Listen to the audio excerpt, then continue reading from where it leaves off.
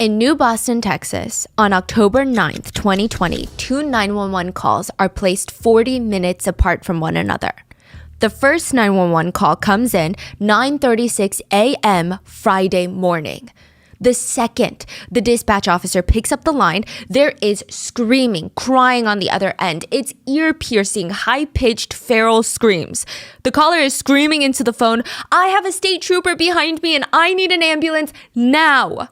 The state trooper behind the 911 caller was Trooper Shavers. He's driving around doing routine checks on the highway. He barely had time to finish his Friday morning coffee when he sees this small Toyota Corolla sedan just ripping it down the highway. I mean, this person is not even just speeding in their own lane. They're speeding onto oncoming traffic, just weaving between cars. We have no idea exactly how fast this Toyota was going, but it was fast enough for one, Trooper Shavers to start chasing after the car, and two, for a hawk, the bird, the hawk, to be found stuck in the front bumper of the Toyota.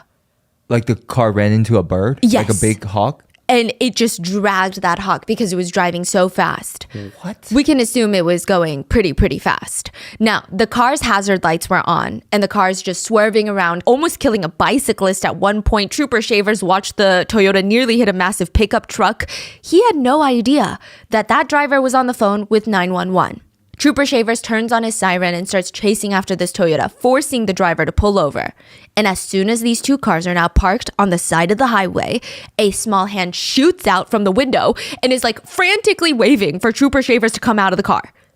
He comes out the patrol car and he can hear the voice of a young woman screaming at 911. She's clearly panicked, clearly crying, yelling incoherently. Trooper Shavers is about to ask what's wrong, but before she can tell him, he gets to the car window, the driver's side, and he sees it. The driver is covered in blood. There is blood all over her face, all over her clothes, and it's oozing from her snake print Crocs and from the waist seam of her yoga pants. There is this long snake-like cord. It looks like a rope. It's honestly flesh-colored with splotches of blue, gray, red. What the hell is that? His eyes follow the cord slowly down into her lap until he sees a tiny little foot. The cord is an umbilical cord, and it's attached to a newborn baby.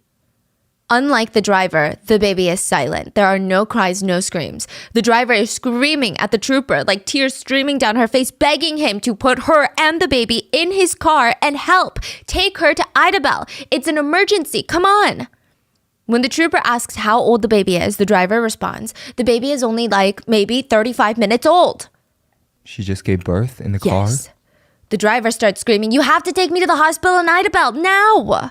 Both the state trooper and the 911 dispatch officer, who's still on the phone, by the way, they're both confused for entirely separate reasons.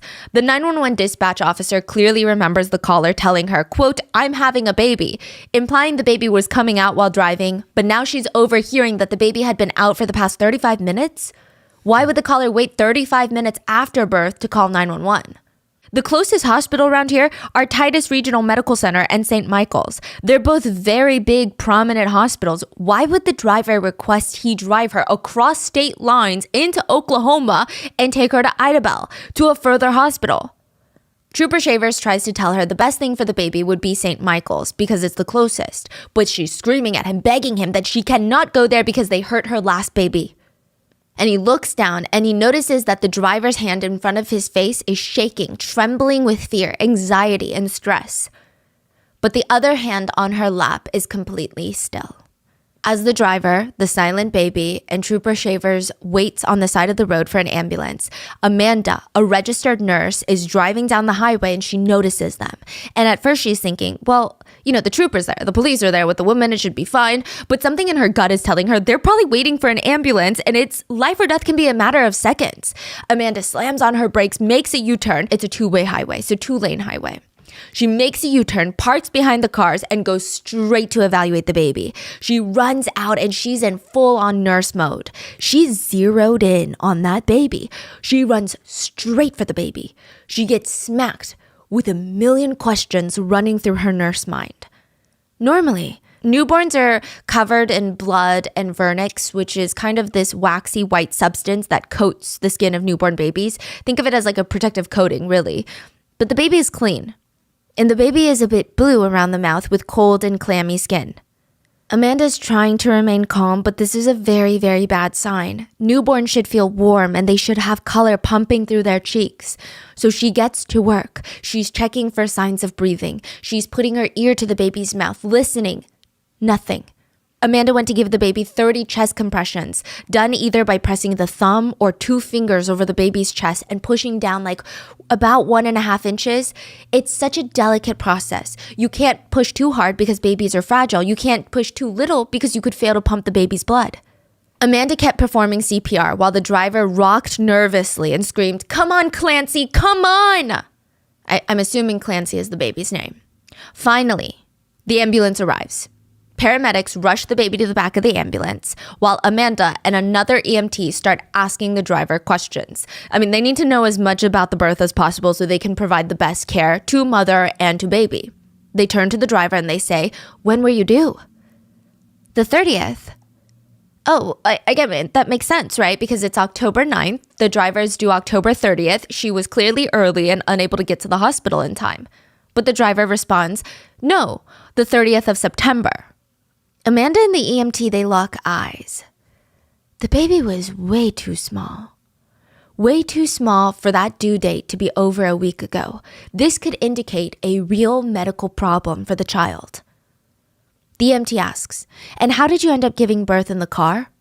"I was at Walmart when I suddenly felt a lot of pressure in my stomach. I thought, well, this must be the baby. I'm already a week overdue, so I ran to the car and started driving as fast as possible to Idabel. But as I'm driving, I feel this need to push. So I started pushing and pushing until the baby popped out.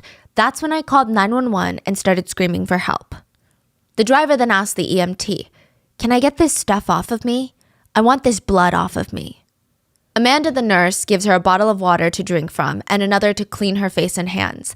And she's watching as the driver is cleaning her feet with water and a towel, and the driver looks like she's about to gag, and she keeps mumbling to herself, "She's all over me."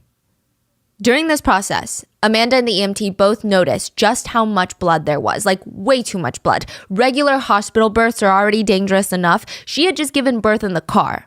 So the EMT, they ask to examine the driver. They use trauma scissors to cut the yoga pants off of her, and suddenly the placenta comes spilling out of her pants onto the floor of her car. When that happens, the driver looks at the EMT and pleads, "We have to go to Idabel, nowhere else." She's bursting into tears, screaming, "Idabel, Idabel, Idabel." So they drive to the hospital. That's about half an hour away, but the EMTs promise because they really have no other choice. They just need to make up for lost time. Like, they're in the back of this cramped ambulance. The EMTs don't even notice how much they're sweating. They are so focused on saving the baby. One of the EMTs, Kelly, she's on a different planet of focus. Kelly also lost a baby too, so she knows just how important it is to save this baby. And then they feel it. The EMTs feel a heartbeat. She's alive. This means the baby was not stillborn or dead before she was born. She had been born alive. She had taken her first breaths, and now, after she had been on the verge of death, she's fighting to live. When the ambulance arrives at McCurtain Memorial Hospital in Idabel, the staff burst into action. I mean, there's a baby that might die, a woman who could be dying, and Nurse Lori, she's wheeling the driver into the ICU. She's putting her fingers on the driver's stomach to feel her uterus. As a trained nurse, Lori can just tell by touching the outside of someone's stomach if the uterus is still bleeding and if the flow is dangerously heavy. She can kind of feel the pulsing. But she didn't feel anything. There was like nothing there. Lori's eyes widened and she turned to her colleagues in utter horror and she said, "That's not her baby." 10:15 a.m. The second 911 call arrives. The same dispatch officer picks up the call. It was a woman yelling into the phone, and she doesn't sound hysterical like the first caller was, but her voice sounds truly broken. And she's screaming, "Help me, my daughter has been murdered. There's blood everywhere. Oh my babies, oh my God." The energy of the entire ICU and even the 911 dispatch center, it felt frozen. Like, these two calls, they were no coincidence. There was now a woman who gave birth on the side of the road. There were no signs of birth. The doctors even ran a pregnancy test that checks for the hormones your body produces during pregnancy. It came back negative for the driver. The nurses are seen whispering to each other, she can't leave this hospital. She cannot leave. She can't leave. Yeah. Is she trying to leave? She's going to say she's going to go. Oh, well, there's two in there. The one is ours. That's what's ours. Okay. Do not let her out that door. So everybody in the hospital, it's like it started with like confusion, and then it's like skeptical, and then it's like, no, she's not pregnant. It actually started with just life-saving measures. And in the baby's room, it's still life-saving measures. But even for the driver, it's like, we got to save her life. She's probably bleeding down there so much. Like, she just gave birth in the car. Yeah. And then it's kind of confusing. And then it goes into, we are going dealing on? with something very sinister here. Like, we cannot let this woman leave. Yeah. The driver cannot leave. That is what the nurses tell each other. The driver claims that all the other tests that they ran, the pregnancy tests, they were all rigged. When the doctor urges her to do a vaginal exam, she initially refuses. And the doctor turns to the other doctors in the room and states, if she did deliver, but before he can even finish the sentence, he's cut off by the driver. She's looking at him with this deadpan stare, no emotions, and she says, if I did deliver. Wow. When the driver was finally convinced to do a vaginal exam, the doctor left the room stating, it doesn't look like she had a baby. Does not look like she had a baby there. As the police officers arrive and are walking into the driver's hospital room, one of the doctors is leaving. And the doctor, looks at the officers and states, that woman definitely was not pregnant. Just talk with the ER doctor. They took blood work, HCG levels, which is a hormone. It's not showing she was pregnant. Yeah, that is And they're saying that the placenta, they can send the placenta off for test and whether it comes back to her or not. She won't let her do a vaginal exam to make sure she's not hemorrhaging.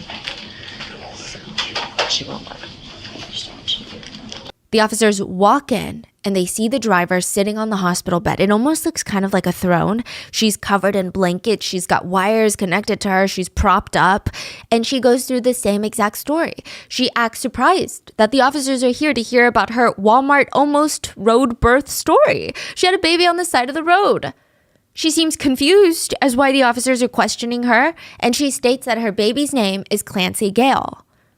The officer straight up tells her, you didn't give birth this morning. And she responds, beyond confused. What do you mean? You didn't give birth this morning, and we want to know where that baby came from. I just told y'all what happened. But you didn't give birth this morning. What do you mean? That's what I just said. You didn't give birth this morning. And we want to know where this baby came from. So what happened? I just told y'all what happened. Okay. What's the doctor going to find when he comes in and checks you? Is he going to find you just gave birth? They can tell. When he looks, he can tell in about a second if you gave birth or not. Oh, okay. Eventually, it dawns on her. The officers know that she's lying. Suddenly, her tears go away.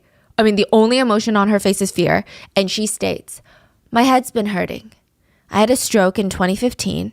I don't know why I did it. Wow. I don't know what's wrong with me because I've never been a bad person. I just really wanted the baby. And as the woman is saying this to all the officers, she has blood stains on her hands. She's blood seeped into her fingernail beds. And she's waving them around as she's talking. And authorities, they can't help but glance at them because they know by now it is not this woman's blood. It's somebody else's. This case would result in the youngest female inmate currently sitting on Texas death row. We would like to thank today's sponsors who have made it possible for Rotten Mango to support the National Center for Missing and Exploited Children. Their mission is to find missing children, reduce child sexual exploitation, and the prevention of child victimization. This episode's partnerships have also made it possible to support Rotten Mango's growing team of dedicated researchers and translators while they focus on shedding light on stories from all over the world. We would also like to thank you guys for your continued support as we work on our mission to be worthy advocates of these causes. As always, full show notes are available at rottenmangopodcast.com. And as with all cases, if there's anything miscommunicated or a detail that we didn't cover, please let us know in the comments. Now, I do want to put a disclaimer, a content warning. This case deals a lot with infant death. If that's something that is too heavy for you, or if you're pregnant or struggling with PPD, this might not be the episode for you. So take care of yourself, and we will see you in the next one. With that being said, let's get into it. There were two teams at the gender reveal party, and they were not betting on the gender. Not that there's only two, but you get it. No, they were all secretly betting on something else. The couple had this ranch-themed gender reveal party. So while people are doing balloons, confetti, they had purchased this fake cow, like a baby cow, and it was set up with a pink ribbon around the neck. Yeah, the big reveal was that they were having a girl. But everybody in attendance, all the guests, all the friends and family, they are too busy to even focus on the reveal. A medical professional in attendance could not stop staring at the baby bump. They just thought, so fascinating. Why does it look like that? Others at the party were showing each other pictures from the maternity shoot for the couple. There the couple were, next to a horse out in the field, all their hands on the baby bump. Some of the attendees would share these quick glances like, you too? Like, you think that's weird, right? After the gender reveal party, a series of events would take place. There were private conversations, debates, dissecting the couple's Facebook pictures and posts. I mean, look at this ultrasound picture. She said that she's 24 weeks in the post. This fetus does not look like 24 weeks. The dates don't even add up. Like, I'm telling you, there's going to be a very convenient miscarriage very, very soon. I mean, just think about it. On March 18th, 2020, she claimed that her baby was the size of a lemon, and her due date is supposedly September 22nd. The baby is the size of a lemon, right? She would be about 3 months pregnant. You usually find out the gender of the baby at 18 to 20 weeks in, not 12. Wait, so I'm trying to understand. What are people exactly discussing? Like, her numbers are not adding up? There's some people at the gender reveal party that don't think that she's pregnant. Oh. But like, what a bizarre thing to lie about. You know, some people are arguing, you guys are just so crazy. Like, why would anybody lie about being pregnant? It is like the most obvious thing that you can't lie about. Because in 9 months, what are you going to do? Yeah. Phone calls would be made to local hospitals after this gender reveal party. Anonymous tips. Someone might try to abduct a baby. Be careful. Wait, right after gender reveal party, somebody called the police? They did not call the police. They called the hospital to send in tips later on, like closer to her due date. That's crazy. There were threats from family members to get the FBI involved. The father of the child received a mysterious text message from an anonymous number a week before the due date. I mean, he couldn't call them to get more additional information. He has no idea who this person is. The text message just reads, "I'm reaching out to you because I feel it's the ethical thing to do. She is not pregnant. She is a con artist and is lying to keep you around. Hospitals nearby are on high alert in case she intends to abduct a baby. Time is running out." He looks at the text message, and then he looks at his pregnant girlfriend. And then he looks at the text message, and he's thinking, there's no way she could fake it. I mean, she's visibly pregnant. Like, how do you explain that? Did you know there is a website called fakeababy.com? Fakeababy.com has a legal disclaimer at the bottom of the website indicating that it is only for, quote, pranks. But they know what they're doing. The ad at the top reads, "How can I get his attention? We can help." At fakeababy.com, you can buy fake pregnancy tests, fake sonograms, fake prescriptions. All of these things range in the $10 to $20 range. Your boyfriend thinks that you're lying about being pregnant? Waltz into the bathroom where you've stocked up with fakeababy.com pregnancy test, pee on a pregnancy test, and there you go, positive result. And it's pretty good. The sonograms that they sell are printed using the identical printers to the ones that are used in the hospitals. Sonograms are, they're less like printer paper. They're more like laminated picture feeling. So fakeababy.com, they're really going the extra mile. I mean, they're the best in the game when it comes to faking a baby. You can even buy fake STD tests to send to your husband's mistress claiming that he has HIV. You can buy fake paternity tests and a fake silicone baby belly.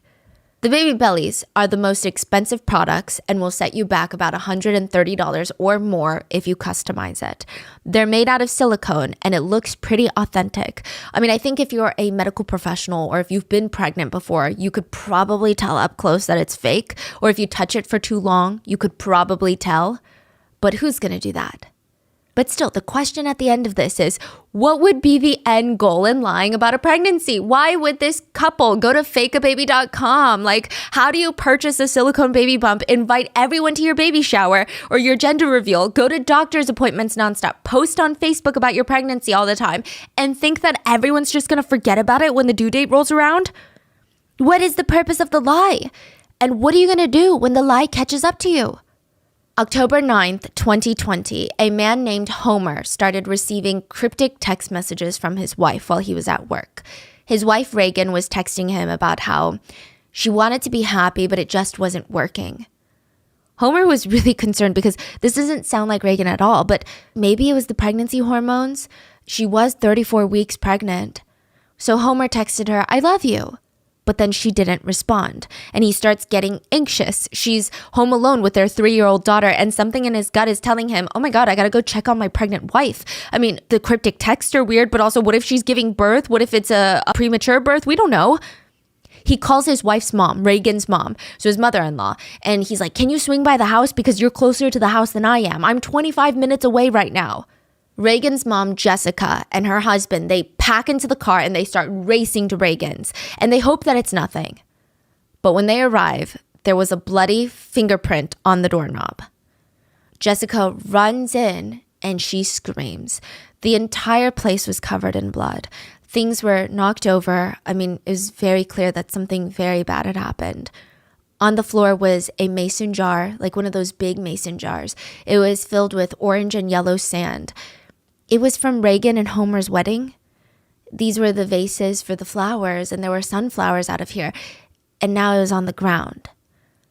There's an ultrasound picture of Braxlin on the fridge. This is the baby that Reagan is pregnant with. But underneath that picture is a bloody handprint.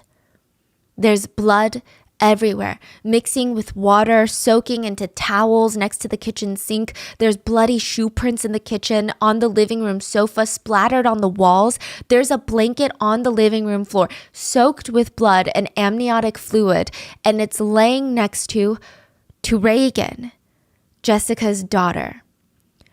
Reagan is laying face down on the floor. She's 23, by the way. One arm extended out, the other under her head, and there's just this pool of blood underneath her stomach. She had been hit on the head with both sides of a claw hammer. She had been slashed over 100 times with a knife and a scalpel. Reagan's hair was bright red, but she's blonde. It was the blood. Jessica called 911. That would be the second 911 call that day. She screamed, "Help me, my daughter's been murdered. There's blood everywhere. Oh my babies, oh my God." Reagan's 3-year-old daughter, Kinley, comes out of the bedroom. She's been there the whole time. And she walks out to her grandmother and says, "Where's mommy?" Jessica's husband wraps up the 3-year-old girl in a blanket and runs out of the house so she doesn't see anymore. Police investigator Chad Ford rushes to the crime scene, and he said it was the bloodiest crime scene he had ever seen in his whole career. He called the event, quote, unsurvivable. Reagan was clearly dead. And at first, investigator Ford did not want any paramedics to enter the house. Since Reagan has clearly passed, he didn't want anyone to disturb the crime scene because clearly it's a crime scene. But then he found out that Reagan was in her 3rd trimester, and he thought maybe, just maybe, it could be a miracle, but the baby could be saved. He calls in for a team of paramedics. They kneel down by Reagan's body and they carefully turn her over. There's this enormous slash across her abdomen. And the paramedics look up and tell investigator Ford, the baby is gone. He tries to clarify. Do you mean deceased? No. Gone. Reagan's baby was missing. 36-week-old Braxlin had been cut out of her mother's womb and kidnapped. Taylor Parker Morton did not have a conventional relationship with her mom, Shauna. Family members recall seeing Taylor and Shauna, her mom, brawling it out on the living room floor. Like, they're not play wrestling, they're truly wrestling. Taylor truly despised her mother, Shauna, which, I mean, when there's $1.7 billion on the line, I just don't know how a family can be a fully functional family. Yeah.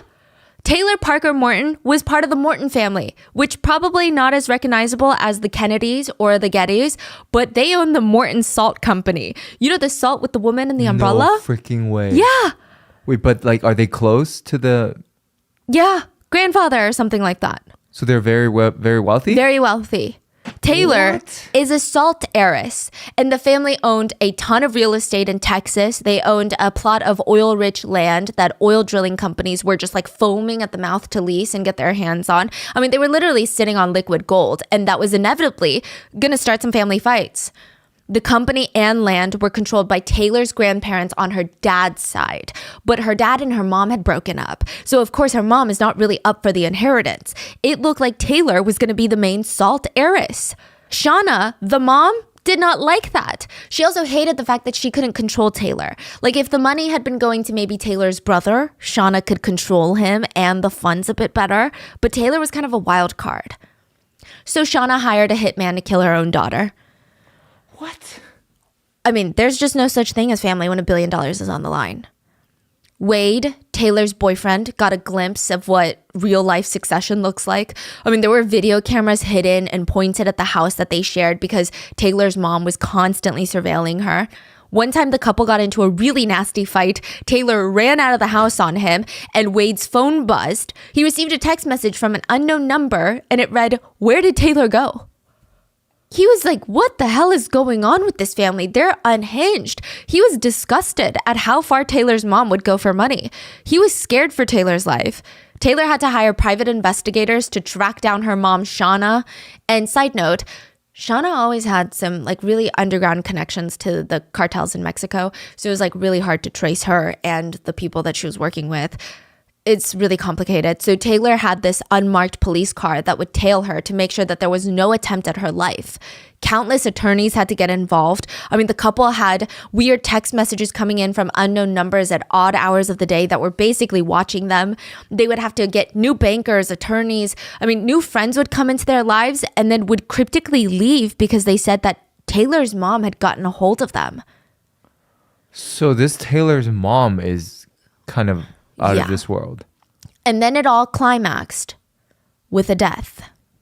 Not Taylor's, but her mom Shauna's. The salt heiress's mom was dead.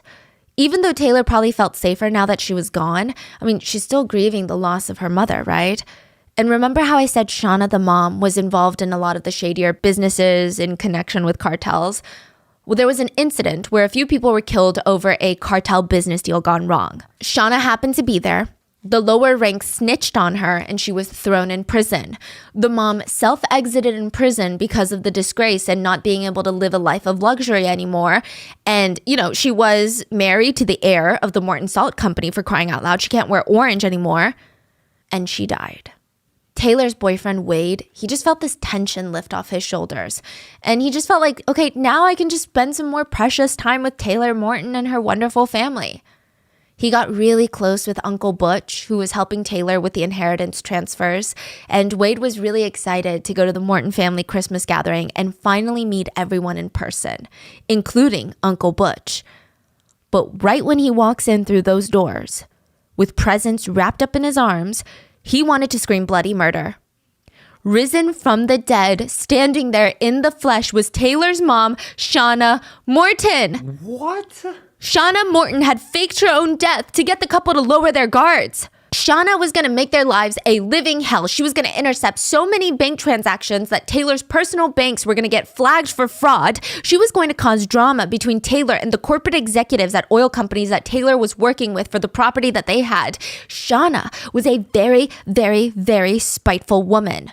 Wade tried to contact Taylor's uncle, Uncle Butch, because he was a no-show at the Christmas party, and he's been one of the only helpful ones so far.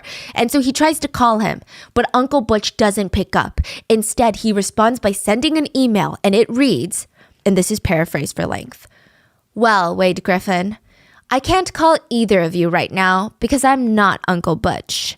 You see, it's very simple to pretend to be someone nowadays, to make two shitty people look stupid, and that I have done. That's what happens when you ruin someone's life. They can fuck yours up easy. You took everything from me when you started dating that fat little bitch. Are you that dumb to think you would get ahead in life? It's funny. She thought she could have dreams with you. You don't even want her. You just say that you're happy to get money, you dumbass. Hope you both have a miserable life and you're not getting any money. Maybe you'll leave Taylor and make yourself look worse. Maybe you'll ruin your life even more. The email goes on to taunt Wade for going into debt when in reality, Taylor's inheritance is going to keep getting blocked. The email continues, I hope that fat, worthless bitch enjoys being in debt for someone who doesn't even want her. Congratulations on your awesome life, guys. This is hilarious. It really is. Now, I get to watch Wade leave Taylor, and when he leaves you, Taylor, you will have nothing. Remember that. Wait, so they're trying to reach out to Uncle, Yes. but instead the mom responded to him. And turns out they've been talking to the mom whole time, not Uncle Butch. Oh. Yes. The mom faked the email. Yes. The letter was Wow. signed Shauna Morton, Taylor's not dead mother. And Wade is like, this is like out of an ultimate Disney villain movie. His life feels like it's spinning out of control. Ever since he started dating the Salt heiress, he's no longer living a normal life. And he feels like it's all so unhinged. Unbelievable, really. So the mom is so upset with the daughter. Yes. Where's everyone else? What is everyone else doing? We'll get there. It all feels so unhinged. Unbelievable, really. Because it was. It was all an unbelievable lie. Taylor Morton was not the heir to the Morton Salt Company. Her mother never hired a hitman to kill her, never tried to kill her, never went to jail and self-exited. Taylor was a pathological liar. It said that Taylor had two kinds of people in her life. People who didn't know her well, and people who knew her long enough to know that everything she said was a lie. Is everything you just mentioned, is the Everything is boyfriend a lie? No, the boyfriend's real, Wade, but this is everything she lied to him about. Oh, so this is coming from his POV. Yeah. So the email that he got was actually from Taylor? Yeah. Wow. He genuinely thinks it's Shauna, Taylor's mom. Oh my gosh. He's never met the mom, or he did? Never until the Christmas party. And the mom is not crazy. No. Oh. The mom is, I mean, I don't know if she's a great mom, but She didn't do what She was definitely claimed. didn't hire a Are they hitman. related to the Salt family? Not at all. Okay. Yeah. Wow. Not even a little bit. They probably own a bottle of that salt. That's probably their relation to this. We probably has just as much relation to that salt company as they do. Yeah. All the kids in elementary school thought Taylor Parker Morton was a bit strange. Okay? Even 9-year-olds can tell when something just isn't adding up. Taylor would come into class on Monday. On Monday, she'd be lightheaded and nauseous. Tuesday, she would have full-on crutches, hopping around during recess. Wednesday, back to normal, as if nothing happened. Look, chronic illnesses do sometimes come and go, but Taylor rarely ever had the same symptoms twice. And then by middle school, her crutches evolved into full-on cancer. She started lying about cancer probably towards the end of elementary school, actually. It was also around this time, Taylor started telling her classmates that she was having adult activities in the shower. She's 9.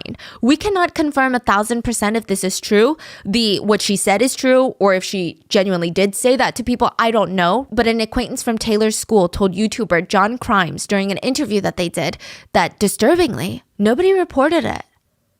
And again, this is not to blame Taylor's acquaintance from that school. I'm assuming that she was 9 at the time as well. But it was never retold to a teacher. And if it was never reported to the authorities. And she would always have these weird stories for being like 8 and 9 years old. She would tell her friends about having sex in the shower as an 8-year-old. And when she was in 4th grade, this girl said that she faked having cancer. And one of the stories, these stories are all from just one girl. I'm sure there's more out there, but 4th grade. Faked having cancer in 4th grade.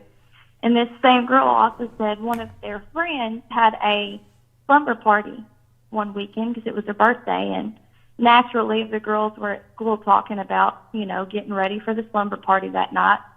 And Taylor was mean to all the girls, so she wasn't invited to the party. Well, I guess in Taylor's mind, if she hears somebody talking about it, it's her reality. And her mom showed up to the girls' slumber party and dropped Taylor off that evening. But just keep this in mind later because according to psychologists, pathological lying begins at a very young age and it can stem from some sort of trauma. By high school, Taylor Parker was perpetually pregnant. She was in a constant cycle of either thinking she's pregnant, being actively pregnant, or miscarrying. She also had this alarming fixation on pregnant bodies. Another girl in her high school was actually pregnant, and somehow Taylor got a photo of her with her baby bump out in the open. She cut out the girl's head and started sending it to boys saying that it was her body and that she was pregnant. It was just bizarre. Taylor always had this very interesting relationship with boys. She would talk nonstop to the girls in class about all the boys that were dating her, all of her boyfriends, but when the girls asked to see a picture, Taylor could not provide one. All she could do was show them long threads of text messages as proof that she had a boyfriend. It was really odd. She told the girls that one of her boyfriends had gotten her pregnant. But then she asked one of the girls in class for their nude photos so that she could send it to her boyfriend and trick him into thinking it was her photo. Which, I don't know, if Taylor really was pregnant, it would be safe to assume that her boyfriend would have seen her naked and know that this is not her, right? Taylor was considered pretty petite in high school, so she's a bit on the shorter side, and she weighed around 250 pounds. So a lot of people assume that she was asking her classmates to get their nude photos to send to boys because she's catfishing them into believing that she's thinner or something along those lines. And I'm not entirely sure, but I do know that at 16 years old, Taylor was caught by her mom, Shauna, for catfishing a teenage boy online, pretending to be a completely other human being. And allegedly, when this teenage boy found out the truth that he was talking to Taylor instead of who he thought he was talking to, he was so distraught that he wanted to exit his own life. Taylor's mom had to call the boy's parents to explain why their son was so hysterical. So there's a lot going on with Taylor. And more than anything, pathological liars need attention. And Taylor liked a very specific kind of attention. She wanted everyone to believe that she was rich, sick, and pregnant, and the best would be all three at the same time. So Rich Taylor was the heiress to the Morton Salt Empire, $1.7 billion worth of salt. Or, because this case takes place in Texas, she would tell people that her family owned a giant plot of land that had just the most amount of oil underneath, probably the oiliest land in all of Texas. And sometimes, if she got bored of those storylines, she was suddenly the heiress to the Blackburn Syrup Company, which is a maple syrup brand that's been around since the 20s, I think. She would always have lawyers, accountants, representatives from Shell, the gas company, blowing up her phone with text messages about business deals. And side note, their names were always a little bit ridiculous. For example, the lawyer she worked with, his name was Blake Lawington. The representative from Shell Gas and Oil Company was Shelly. Yeah. And you guessed it, Taylor would purchase fake numbers to text herself. She would have in-depth conversations about oil contracts, like boring oil contracts, for days with herself. And then she would proudly show everyone, look, Shelly from Shell just texted me. Wow. At one point, she kept a total of 11 fake numbers to use for fake messages and identities. And then we have Sick Taylor. This is probably her favorite type of attention. Sick Taylor always had some form of cancer and MS. At one point, Taylor was working for a medical center, and it's like her patients were contagious. If they were dizzy, suddenly she was dizzy. If they had slurred speech, suddenly she had slurred speech. Headaches, vision loss, hearing loss. She literally woke up one morning and was like, oh no, guys, I'm colorblind. Magically, the symptoms would disappear overnight if she was distracted or if people fussed over her for a little bit. Sometimes loved ones would take her to the hospital where the doctors would try to provide the absolute best care possible, but they were still reassuring Taylor, you're going to be all right. You're going to be all right. You don't have cancer. And then they would walk out of there and Taylor would be posting on Facebook along the lines of, doctors are saying it's not looking good. She would post, after this painful, tough, stressful day, I can honestly say that my body has fallen into yet another relapse, number 3, major to be exact. My stroke-like symptoms are visibly noticeable, but I have not given up. I'm constantly working on moving my hand, my arm, leg, and foot, and can still somewhat cause movement in some way, which is a blessing because it means that the MS has not taken complete control of my brain's nervous system. Not just yet. She claimed that she had a stroke and half of her body was less mobile than the other half. She went colorblind overnight, suffered from debilitating migraines. She added epilepsy to her very long list of fake illnesses. It was a lot. And of course, MS. Now, this is a very, very interesting thing about Taylor's MS diagnosis. Side note, MS is a chronic and unpredictable disease that affects your nervous system. So basically, the ability of your brain to communicate with the rest of your body becomes damaged. Oftentimes, it's life-altering, and the thing to remember here is MS is 100,000 million% not contagious. But Taylor's MS suddenly appeared around the time that she met Caitlin Glass. Caitlin Glass was a new friend of Taylor's who absolutely did have MS. It was something that impacted her daily life, and it was kind of nice to have a friend who understood the exact struggles that she was going through. The pain in the fingers. So a lot of MS patients will actually experience the coating around their nerves to get damaged. So imagine your nerves are just in your body exposed. It's painful. Like just existing is painful. The coating is, getting damaged. What can you do, right? Some people experience pressure around their eyes that you can barely open your eyes. Muscles that feel so stiff. You lose hearing slowly. You have body shakes. You can barely even hold up your own body weight. When Caitlin's MS got really bad, she couldn't even walk on her own and had to go to the hospital for treatments to calm her symptoms. Caitlin, Taylor, and another one of their friends, they created this MS support group. And their whole thing was, this is not going to stop us from living. They got matching tattoos. They even joined a Jeep club, which sounds wild, but apparently Jeep clubs in Texas are really cool. So during a really bad snowstorm in 2022, the North Texas Jeep Club called on Jeep owners across the area to tow giant 18-wheeler trucks off the icy highway. So they just came out and volunteered. So all you really need to join a Jeep club is a Jeep. Taylor ended up loving it so much that she bought a $40,000 Jeep that was way out of her budget. But eventually, Caitlin noticed a few things about Taylor that just made her go, kind of weird. Like, it wasn't like a blaring red flag at first, but just, interesting. So for one, Taylor had the complete opposite symptoms of Caitlin when it came to MS, but it does affect everyone differently, so maybe it was just that. But whenever Caitlin had a relapse and had to be hospitalized, all of their Jeep friends would come and visit her in the hospital and show her love and support. And then what do you know? Taylor would relapse and she would be in the hospital, and all the Jeep friends would come up and show her love and support. So for the first few times, Caitlin didn't care. She's so busy focused on the fact that her two daughters and her mom are at home, and she needs to hurry up and get better so she can go take care of them. But it was kind of weird, And maybe it was even frustrating. Taylor would come into the hospital stating that she too relapsed and they were together on the same boat. But while Taylor would be discharged after a prescription of strong painkiller opioids and a toot on the butt, Caitlin would be hospitalized for a lot longer, just recovering. Like I said, at first, Caitlin didn't think too much of it until it happened again and again. She would be hospitalized. Taylor would come in making all these dramatic Facebook posts about how she's relapsing too, how bad it is. But then all the hospital would do for her is get her on some pain meds and send her home. Caitlin, on the other hand, had to get poked, scanned, had to stay in the hospital with steroids pumping into her bloodstream through an IV until her symptoms went away. Which, fine, you could argue that maybe Caitlin's MS is worse than Taylor's, but everyone remembers Taylor complaining about her symptoms and everything that she went through. You would imagine that Taylor's MS was actually worse than Caitlin's. Caitlin said, the hardest part about MS is that it's a completely hidden thing. Like, you can't see what's going on. I wouldn't wish this disease on anybody. It is a horrible disease. And it just kind of felt like Taylor was exaggerating her symptoms. Or, it felt like she was faking it. That's what Caitlin thought. Like, it was weird. And then there's other examples of things. For one, Taylor wrote in depth on Facebook about a car accident that she had recently been in. Caitlin's reading it and she's like, that's a complete lie. I was the one that was in the car accident. She's literally using my story as if she was in the car accident.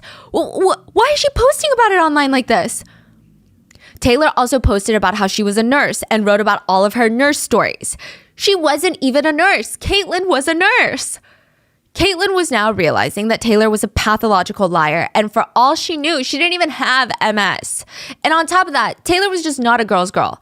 Caitlin noticed that she was openly flirting with very obviously married men in the Jeep Club and was actually caught by one of the wives full on having activities with one of the husbands in the Jeep. And it just went against Caitlin's own morals. But also the Jeep Club rules. First rule of Jeep Club, have a Jeep. Second rule of Jeep Club, no drama. Caitlin tried to be empathetic to why Taylor might be feeling like this.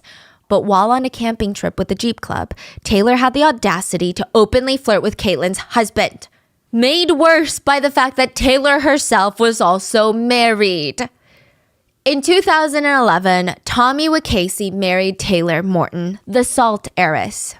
Wait, that's the husband, boyfriend? Who is this? We're going to go through 3 relationships. The last one is the one we just talked about. Oh, this is the first one. This is the first one. She didn't have her $1.7 billion inheritance yet, so Tommy was supporting her in the meantime. And at first, Tommy was kind of impressed by Taylor. She's like a very Southern girl, has a Southern accent, but slowly that turned into resentment. Taylor was not the good girl that she tried to make herself out to be. She prided herself in being so good at cooking, being so maternal, being all these things, and she's sending naked photos to other men. And they're heavily edited at that. Tommy said that. I did not say that. She would also lie about her income to get food stamps, and then she would lie to her family, primarily her grandma, about how she couldn't afford any food at all. Like, it was kind of weird. So her grandma would become so distraught, other family members had to drive grandma to Taylor's house to show her, look, Granny, do you see the food in her fridge? She just wants sympathy from Granny? Yeah, there's no consistency. She's like, no, I'm a salt heiress. Actually, Grandma, I'm starving. Like, it was kind of confusing. It seemed like she would stop at nothing for attention from quite literally anywhere that she could get it. In 2014, Taylor went to Mexico for a gastric bypass surgery, which is a type of weight loss surgery. Now, this is clearly an oversimplification, but they go into your stomach and they make it so that your stomach cannot hold as much food. A normal stomach can hold approximately 33 ounces of food. After a gastric sleeve or bypass, your stomach can only hold about 2 to 5 ounces of food. 2 to 5? Yeah. So it makes you feel fuller faster. It restricts the amount of food that you can eat in one sitting, but it's not really like an end-all cure-all for weight management. Patients still have to spend a lot of time maintaining a healthy, balanced diet. So Taylor goes to Mexico for a gastric bypass surgery. And side note, this is not initially a ploy to get attention or anything like that. Like, that's not what I'm insinuating. You cannot just go and get this procedure done. You have to qualify. And Taylor, for once, did actually have some serious health problems. In 2014, she was experiencing a lot of these weird symptoms where one side of her face was actually drooping quite a bit. And for Taylor, not saying this is for everyone, but for Taylor, her doctors believe these symptoms were precursors of her having a stroke that was exacerbated by her weight. So they recommended the gastric bypass surgery. She went to Mexico, got the surgery. Afterwards, she got a tummy tuck, and she went on to delete every single picture of her in existence before the surgery. It's kind of like she wanted to erase the pre-surgery Taylor, act like she never existed. I mean, to a degree, I get it, but it just seemed to a lot of people, it just seemed really overboard. Like she wanted to wipe the past of her. Tommy said that after this, Taylor's self-esteem skyrocketed and her need for attention went into overdrive. She was constantly cheating with guys from the Jeep Club, but if Caitlin or anyone, or if any of the married men even confronted her about it because, hey, Taylor, you're also married, you're cheating, she would spin these wild stories of how Tommy Wacasey was abusing her. It said she would even throw herself against walls and furniture to create bruises that she would later go around pouting and showing all the Jeep guys like, look what my husband Tommy did to me. Meanwhile, telling Tommy about how all the Jeep guys are trying to sleep with her. When Tommy secretly followed Taylor around one day, he found her with another man, and the marriage was over. Taylor got engaged to husband number 2 while she was still married to Tommy. She would marry Hunter Parker just 11 days after her first divorce was finalized. This is now husband number 2. And it seems like with every relationship, she's just getting a little bit worse. Like the lies are getting a little bit more far-fetched. It's like she's like amping up for something, just getting more and more and more evil until she commits double homicide. Unlike Taylor's first husband, who thought she was the saltiest heiress alive, Hunter thought that she was just kind of a genuine small-town nurse that worked in the surgical division of an OBGYN's office. Taylor would always walk around with a medical kit, but not like a first aid kit. She would carry around full-on scalpels, like multiple scalpels, spare blades, syringes, which is interesting because I don't even think most doctors just carry around medical kits to Chipotle these days, you know? It was in Taylor's marriage with Hunter, she became obsessed with getting pregnant. I mean, I think it's less of an obsession with wanting children and more about everyone believing she's pregnant, because pregnant women in society, I'm not saying they have it great. I think there's a lot that could be done to benefit pregnant women a bit more. But, you know, there's that energy of like, you're glowing. No, you sit. No, you do this. Oh, you must be so tired, right? She wanted that. It started about a year into the marriage. Taylor can feel Hunter slipping away, and she's like, I need to give him a reason to stick around. She tells Hunter that she's pregnant, but when he asks her to go confirm it with the doctor, she never spoke about it again. It seemed like she would just lie about being pregnant to get attention she wanted or to win a fight, not because she's actually pregnant. But I guess him asking her to go to the doctor to confirm it spooked her, so she decided to go a different route. She would turn around and tell all of her friends that she was miserable because she had stage 4 uterine cancer and it had eaten up her womb. She stated that she suffered from 2 miscarriages, 2 baby girls that she lost, which is a totally traumatic but also totally false story that she made up. She then offered her friends $100,000 each to be her surrogate. Which is like, I don't want to say it's a good deal because that's a really weird way to phrase it, but the average surrogate in Texas would be paid $55,000 on average for their services. So it's nearly double. It was just weird. Why is she doing this? One of Taylor's friends was actually pregnant with her own child, not as a surrogate, and she said that Taylor became obsessed with her. She would ask to tag along to all of her doctor's appointments. She wanted to know every single intimate detail about her pregnancy. It was creepy. It was obsessive. Taylor knew Mackenzie, the pregnant friend, had struggled to conceive. So this is her rainbow baby. But when Taylor found out at the doctor's appointment that she followed Mackenzie to, when she found out that Mackenzie was pregnant with a baby girl, Taylor looked at her and had the audacity with her full chest to pop the question, Mackenzie, will you be my surrogate? What?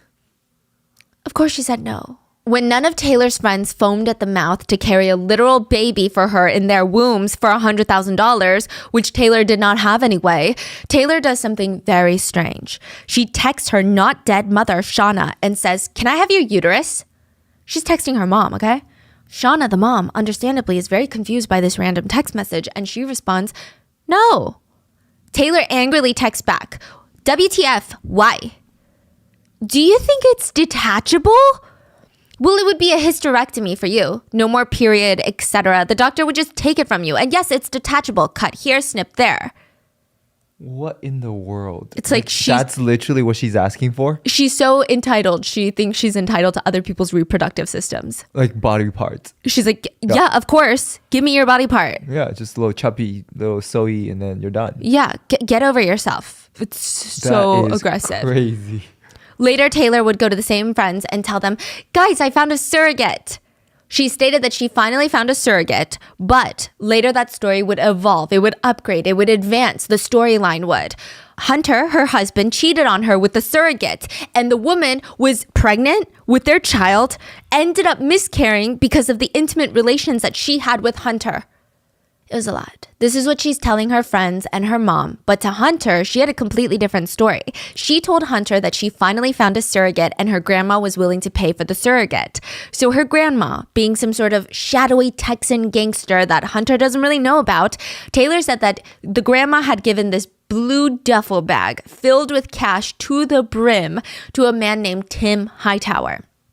Tim was going to now deliver the cash to Hunter. Hunter would just have to wait at the super secret meeting spot, but Tim Hightower never showed up. Hunter texted Taylor and she explained, you'll never believe it.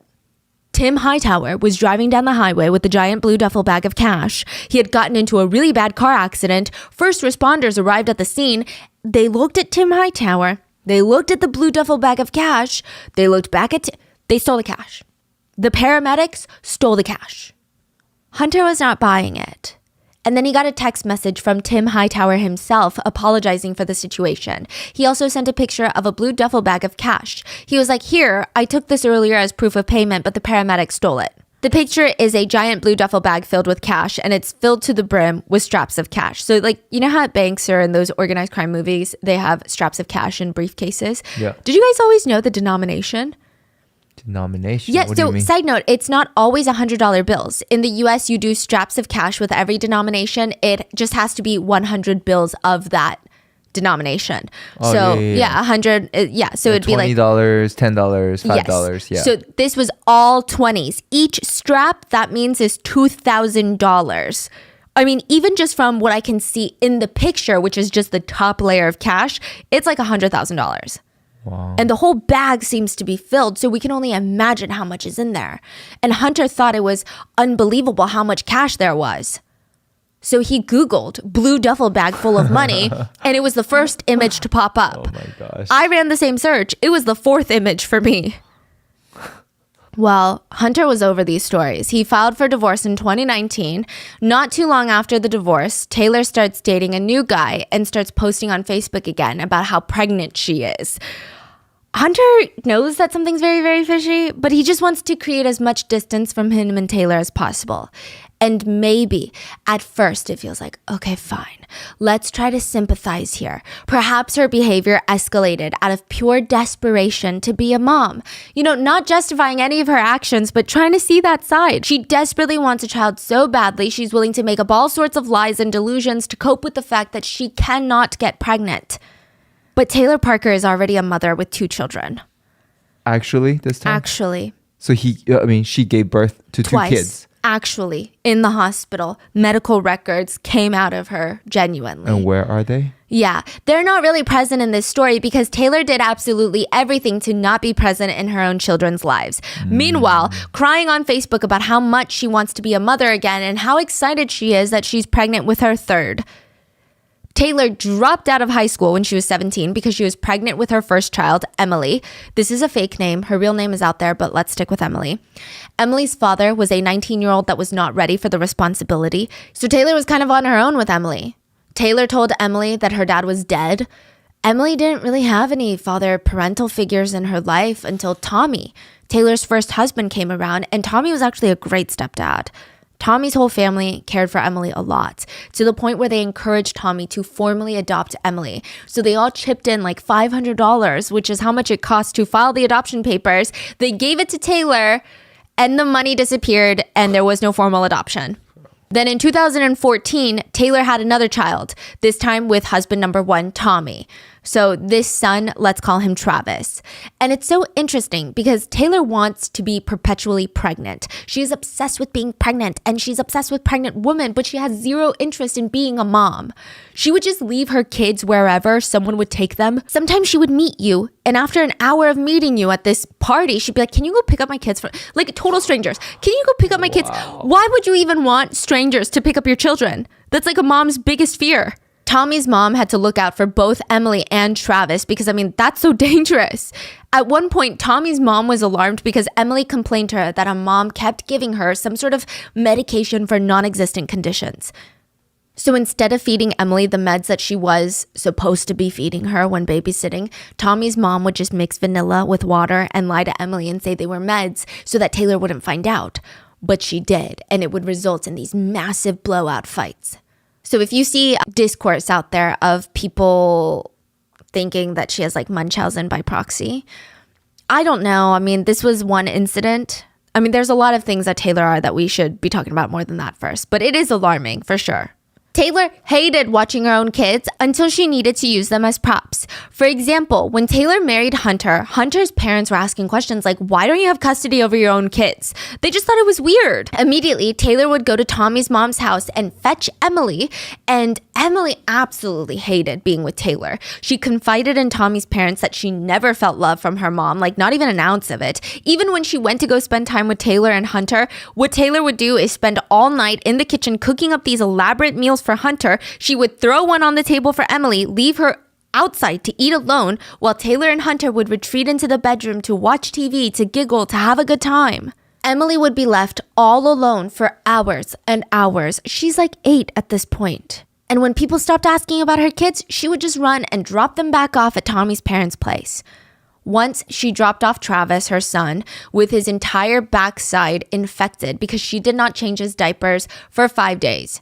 Same diaper for 5 days. No matter how much feces and urine was spilling out of there, he had a sore develop because of an infection. The poor child had to get on antibiotics and had to deal with the pain every time he was laying down, all because his mother was too lazy to change his underwear. This is the type of mom that wants to have more children.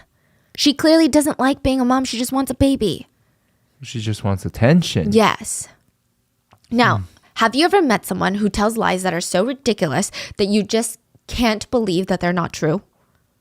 Yeah, the confidence, right? Yes. Like, you can't say that with a straight face. Like, When Taylor turned 18, she lied to the government and stated that she was pregnant to try and collect supplemental security income, which can be as much as $841 a month. At work, she would fake the death of her sister so that she didn't have to go to work. She doesn't even have a sister. In 2018, she started working for a new company called Express. She told her colleagues that she had 2 different types of cancers, that she had a stillbirth at 35 weeks, and she feared all her hair was going to fall out within the next few weeks from the chemo. She also stated that she was too weak to even lift printer paper out of the printer. But the woman who was too weak to lift printer paper out of the printer was also running a scam where she ran a photography business online, would take advance deposits, and then just ghost clients. Taylor would have a stroke the night before work, and then the next day she would come to work slurring her speech and dragging her leg. And then after break time, she would forget because she's having such a good time and then walk and talk as normal. She would dramatically show up to work stating, "Vision's gone in my right eye. Neurologist did say it would happen." But then she would later forget about it. She would also make up really bizarre lies of how she's never had Chick-fil-A before. And people are like, "I feel like you've had Chick-fil-A before." But she's like, "No, I've never had Chick-fil-A before." And then they would get her Chick-fil-A and then she would get sick from Chick-fil-A. It was just weird. She also lied about being a natural blonde, which was just very, very clearly a lie. Taylor would complain too. She would complain about the size of her desk, how she needed it to be larger. She sounds like the worst person to work around. If her boss or supervisor was a man, she would wear low-cut cleavage shirts, lean over their desks like a weird comedy movie. They would have to tell her to stop. Her supervisors eventually had to call others into the room to have witnesses whenever they spoke with Taylor because it was just so obnoxious. Once at work, she learned of a medical emergency that an employee was having, and she ran to the common area and screamed, "Get back! I'm a nurse!" She's not a nurse, but she's like, "Get back, everyone! I'm a nurse!" The ambulances arrived, rushed the employee to the hospital. Taylor texted all her friends about it and said, "I've been out of the medical field for a bit. That was the adrenaline rush I used to love. It's all prior knowledge and quick thinking. My employee is in the ICU right now." She'd say, "My employee is in the ICU right now." what? Yeah. She also lied about her job position at work. To other employees at the company, she stated that she was the head of HR. She was a receptionist. The world. She would go to parent-teacher conferences at her kids' schools, and in the middle of a big giant meeting in the, I don't know if it's in the cafeteria, sometimes it's in the atrium, she would jump up out of her seat and scream, "My patient's coding, I have to go, my patient's coding," and just bolt out of there. Sometimes if she straight up did not want to take care of their kids, she would drive her kids to someone's house and then have a few minutes of conversation. "Oh, I just came over to check up on you. My patient's coding, I gotta go." And then she would leave her kids. And she wasn't just a liar. She was a shitty person. She had a friend who was pregnant and Taylor straight up told her, "I wish you would have a miscarriage because the pregnancy is making you so hormonal. I just want my friend back." I mean, I wish I could list out every single lie that was in the court document. It's over 100 pages long. I picked out the most bizarre lies that she told. A lot of her lies were basically financial fraud situations, and I don't want to get too bogged down in those details, but over 100 pages long, and every single sentence is jam-packed with just fictitious statements. And those are the lies we know about. If I listed every fake bank account, fake person, fake email, fake disease, fake medical condition, we would be here for days. And when Taylor met Wade Griffin, the lies only got crazier. Taylor and Wade Griffin met in July 2019 at a rodeo, the Naples Rodeo and Watermelon Festival to be exact. This is just 3 weeks after her divorce from Hunter. And okay, I've never been to a rodeo, but this one, to put it simply, is jam-packed with activities. There's horse riding, bull wrangling. Do you know what that is? Yeah, the one that you don't get shaken off, or no? Yeah, someone who is addicted to adrenaline and has zero fear mounts a bull, tries to stay mounted on the bull while it starts kicking and bucking to throw the rider off. American bull riding has been called, quote, "the most dangerous 8 seconds in sports." Then there's steer wrestling, aka bulldogging. And I've never heard of this before, but it's when you're in this circular arena, you're on a horse and there's a cow in the arena. Basically a cow, it's called a steer. And the objective of the activity is to chase the cow around the area. And then when you're close enough, jump off the horse, jump onto the cow and tackle it down, knock it off balance, all the while wearing a cowboy hat. It's actually quite a dangerous sport in many ways to all parties involved. Then there's barrel racing, where riders get on horses and make infinity signs around barrels, and they have to go really fast. Like, an element of brain injury is in all of these games. But rodeos are pretty big in Texas, and it does seem like a lot of fun. A lot of people say it's a place of community, and there's a lot of fried Southern food and watermelons. So side note, Naples is known for growing watermelons. It's a big part of the rodeo. There's like a dedicated watermelon shed. It's called the Melon Shed, where everyone brings their biggest, their best mullet. It's a mullet competition. I don't know why it's in the Melon Shed. Yeah. They all show up with mullet. Yeah. Okay. To the watermelon shed. Got it. And that's the melon contest. Yeah. That's where Taylor and Wade Griffin met. Well, not at the mullet contest, but the Naples rodeo. And Wade wasn't immediately attracted to Taylor. But eventually he would fall head over heels for the oil heiress, Taylor Parker. He even brought her home to mom. It was kind of like your Hallmark movie, Lifetime movie storyline. Taylor was going to inherit all the land that the oil was sitting on top of just by contracting out that land to giant oil conglomerates like Shell and Chevron. She'd be a multi-millionaire, if not billionaire, who was also kind of like a nurse, you know? And then Wade was a maintenance supervisor for a roofing company, and on the side, he sold wild hogs to a meat processing plant. So Wade describes himself as a country boy strong. Your Hallmark movie heiress meets blue-collar worker and falls in love in the small-town life. Even Wade's mom, Connie, she felt very drawn to Taylor. She just felt like, wow, she's got this really nice personality. She's very personable. And that's the thing with Taylor. The minute that she draws you in, you get tangled in the most bizarre intricate web of lies. My mom's trying to kill me. She hired a hitman from the Mexican mafia. What? Taylor convinced Wade that her mom, Shauna, didn't like that Taylor was becoming the chosen heir of the land from the grandparents, and that she was going to get the inheritance of everything that their family was in. So the solution in Shauna's mind was to just off her own daughter. The goal of this lie seems to be so that Wade would be so concerned he would have her move into his house so he could keep an eye on her. Taylor moves in, and now Wade is in way too deep. He's slowly getting wrapped up in Taylor's world. She's convinced him that she's going to be an oil heiress very, very soon so that he can just use his money to buy things that they want, and she'll just pay him back when she's like rich off of liquid gold. So they buy a $30,000 ATV, a $92,000 truck, and 20 cows, which is about $21,000. Wade even took out loans from the bank in his own name because he was that sure that Taylor was going to pay him back. But would that really matter when they're about to be killed by Shauna?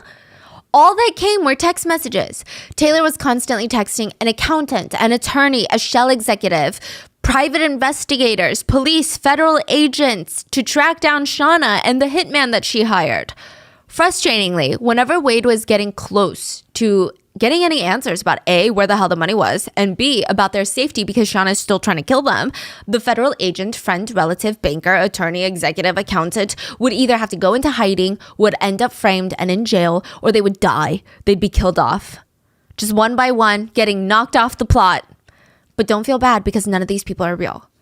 Taylor spent a good majority of her day having full-blown conversations with herself and with Wade. Taylor would have conversations with herself, screenshot them, send them to Wade, and then have conversations about those conversations. Almost every single person Taylor ever told Wade about was fake. Wade himself admits he might have been blinded by love and the idea of an heiress paying for his dream facility, hog processing facility, and he couldn't see straight. But his family and friends could. Connie, Wade's mom, really liked Taylor in the beginning, but there was a situation. Taylor had purchased Connie a Nissan Altima, a $32,000 car. Connie is over the moon. This is like the sweetest gift. But after a few months, like a month, okay, Taylor calls her to tell her, hey, you need to drop the car off at my house immediately. And Connie's like, wait, why? What's going on? There's been a recall on that car. It's so dangerous. I got to bring it back.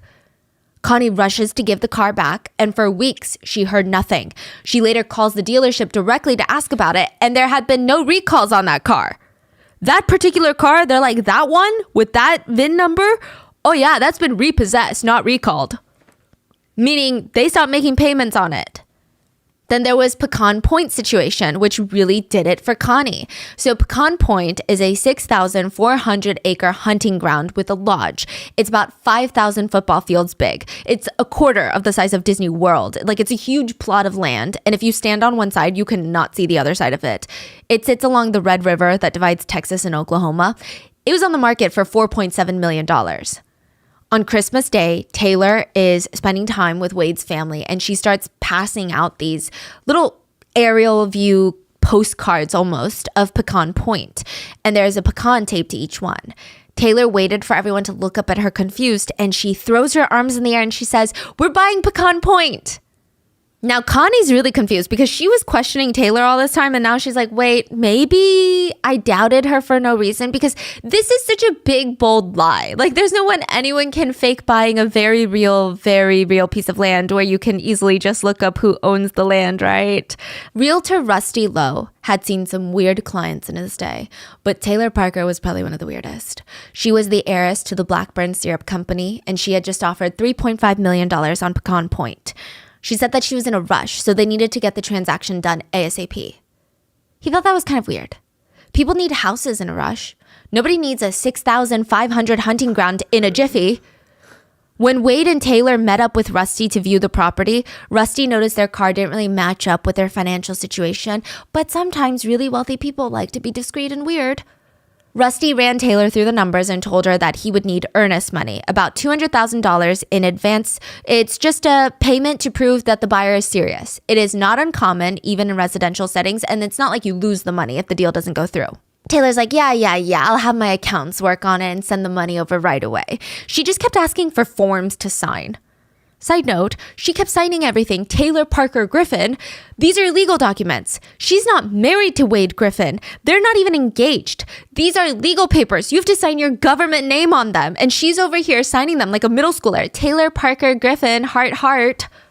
So you think she did it for legal reasons, or she did it for like, oh, that's my husband? I think she genuinely is so like far gone. She doesn't care, whatever. Yeah, she has no idea of consequences, like nothing. To even sign a legal document with not your government name, who thinks like that? Yeah. The earnest money never came through, and Rusty worked on a deal that Taylor never planned on following through with. She just sent him on a wild goose chase, or a wild hog chase, if you will, and having him email her advisors, bankers, lawyers. They were just all Taylor. But what's crazy is that Taylor was now going around telling everyone that she was the proud owner of Pecan Point. Taylor and Wade were actually regularly hanging out at Pecan Point as if they owned the place. I mean, I guess when you have that much land up for sale, nobody's going to be there to tell you it's not your land. The couple took pictures of themselves, posted it on Facebook for everyone to see. They brought in Wade's family, Taylor's children to view the property. And this is so sad, but Travis, the son, really wanted to be in the pictures, and Taylor just kept telling him no. What? Why? She just didn't want her son in the pictures, and he cried. And Connie, Wade's mom, just thought it was just so gross. And then Connie received a mysterious phone call. They wouldn't say who they were, but they warned her about Taylor, and they said that she was a pathological liar. But if Connie ever told her son Wade, or Wade ever questioned Taylor, or made her feel like he was suspecting her, she would resort to her old ways. She would blurt out, "I'm pregnant," to end the conversation. And she was. Taylor was pregnant with Wade's child. Or at least she said she was, okay? Connie tried to talk to Wade about all of her suspicions. Taylor doesn't have custody over her children. She treats them so horribly, but you want to have a child with her? And Pecan Point doesn't even make sense. I mean, have you really looked at the papers? Wade would argue that they've been there. They hang out there all the time. What is there to question about something like this? Connie would argue, well, what about her pregnancy? How do you know that she's actually pregnant? Because I have reason to believe otherwise. Have you even gone to a doctor's appointment with her? It's COVID. Only one person is allowed in the office at a time because of lockdowns. What is the purpose of all of this? Okay, then her belly. Have you seen her belly bump? Wade would argue, no, she's not feeling great and is having a rough pregnancy, so we haven't been intimate. Besides, it's bad for the baby. Typically not true, but And Wade's brother at the time had announced that his girlfriend was also pregnant. Now, everyone told Taylor expecting her to be really happy. Because think about it, it's like me and Tiffany being pregnant at the same time. We'd both be so excited, like our kids are going to grow up together. But Taylor was not. She smiled, and there was just something in that smile that seemed really terse. And she said, "You guys should put your baby in an incubator. I should be the one to have the first Griffin grandchild." Connie's like, "Wait, think about it. What kind of joke is that? You don't think that's weird for a mother who's pregnant to be making those types of jokes? Like, Yeah. It's weird." Wade's mom would continue to argue, she doesn't even look pregnant. Taylor doesn't even look pregnant. Wade would hit back because of the tummy tuck. She's going to hold pregnancy weight differently because she had a tummy tuck before. To give you a little bit more context, this was not even the first time that Taylor was pregnant in her relationship with Wade. Before this, Taylor was pregnant with twins, but one day Taylor went to go help move some damaged farm equipment for a family friend of hers. A towing cable snapped, hit her in the stomach. She had to go to the hospital and had a miscarriage. It was all a lie. Connie was getting so upset that her son could not see that Taylor was this strange, larger-than-life sugar mama, and she told him, "You have dollar signs in your eyes. You can't see the truth." When Connie would bring up things like the car being repossessed, like things that really had no answer, no response, Wade would argue that it's all Taylor's mom. Taylor showed him a text message from her mom to another one of her friends. So Taylor's making it seem like her mom, Shauna, is going out here and trying to ruin her life by ruining all relationships, all friendships. Her mom is this ever powerful, connected to dealerships, connected to everybody, can make things happen. And Taylor is just this dumb little girl who's falling for it. A text message sent to Taylor's friend reads, "See, I'm going to send Taylor into such a deep depression, she'll probably try to kill herself like she's tried before. But if not then, maybe I'll make Wade leave. That'll do the trick. I've made Wade's family turn on her from pretending to be people like a dealership that didn't get paid. Does it click now to you people? Just let her fall into a hole and not get out." Whatever point Connie made, Wade seemed to have an argument that he firmly believed in. Wade was going to stand by his girlfriend, Taylor, the mother of his child, and all Connie was doing was pushing her son further away and straight into Taylor's open arms. But the thought of Wade having a family with Taylor made Connie sick to her stomach. You never want to be the one to doubt a pregnant woman. Even Angela, the wife of Wade's roofing boss, thought Taylor was a bit strange. But Angela would fight the feeling for a really long time because she said, quote, "You just don't question if a mother is pregnant." But things were getting weird. Angela is a chiropractor, and Taylor insisted that she knew she was pregnant before a pregnancy test because her aura had changed color. Side note, if you believe in auras, apparently, don't quote me on this, pregnant aura is silver and orange. But Taylor was like, "Yeah, I'm pregnant for sure."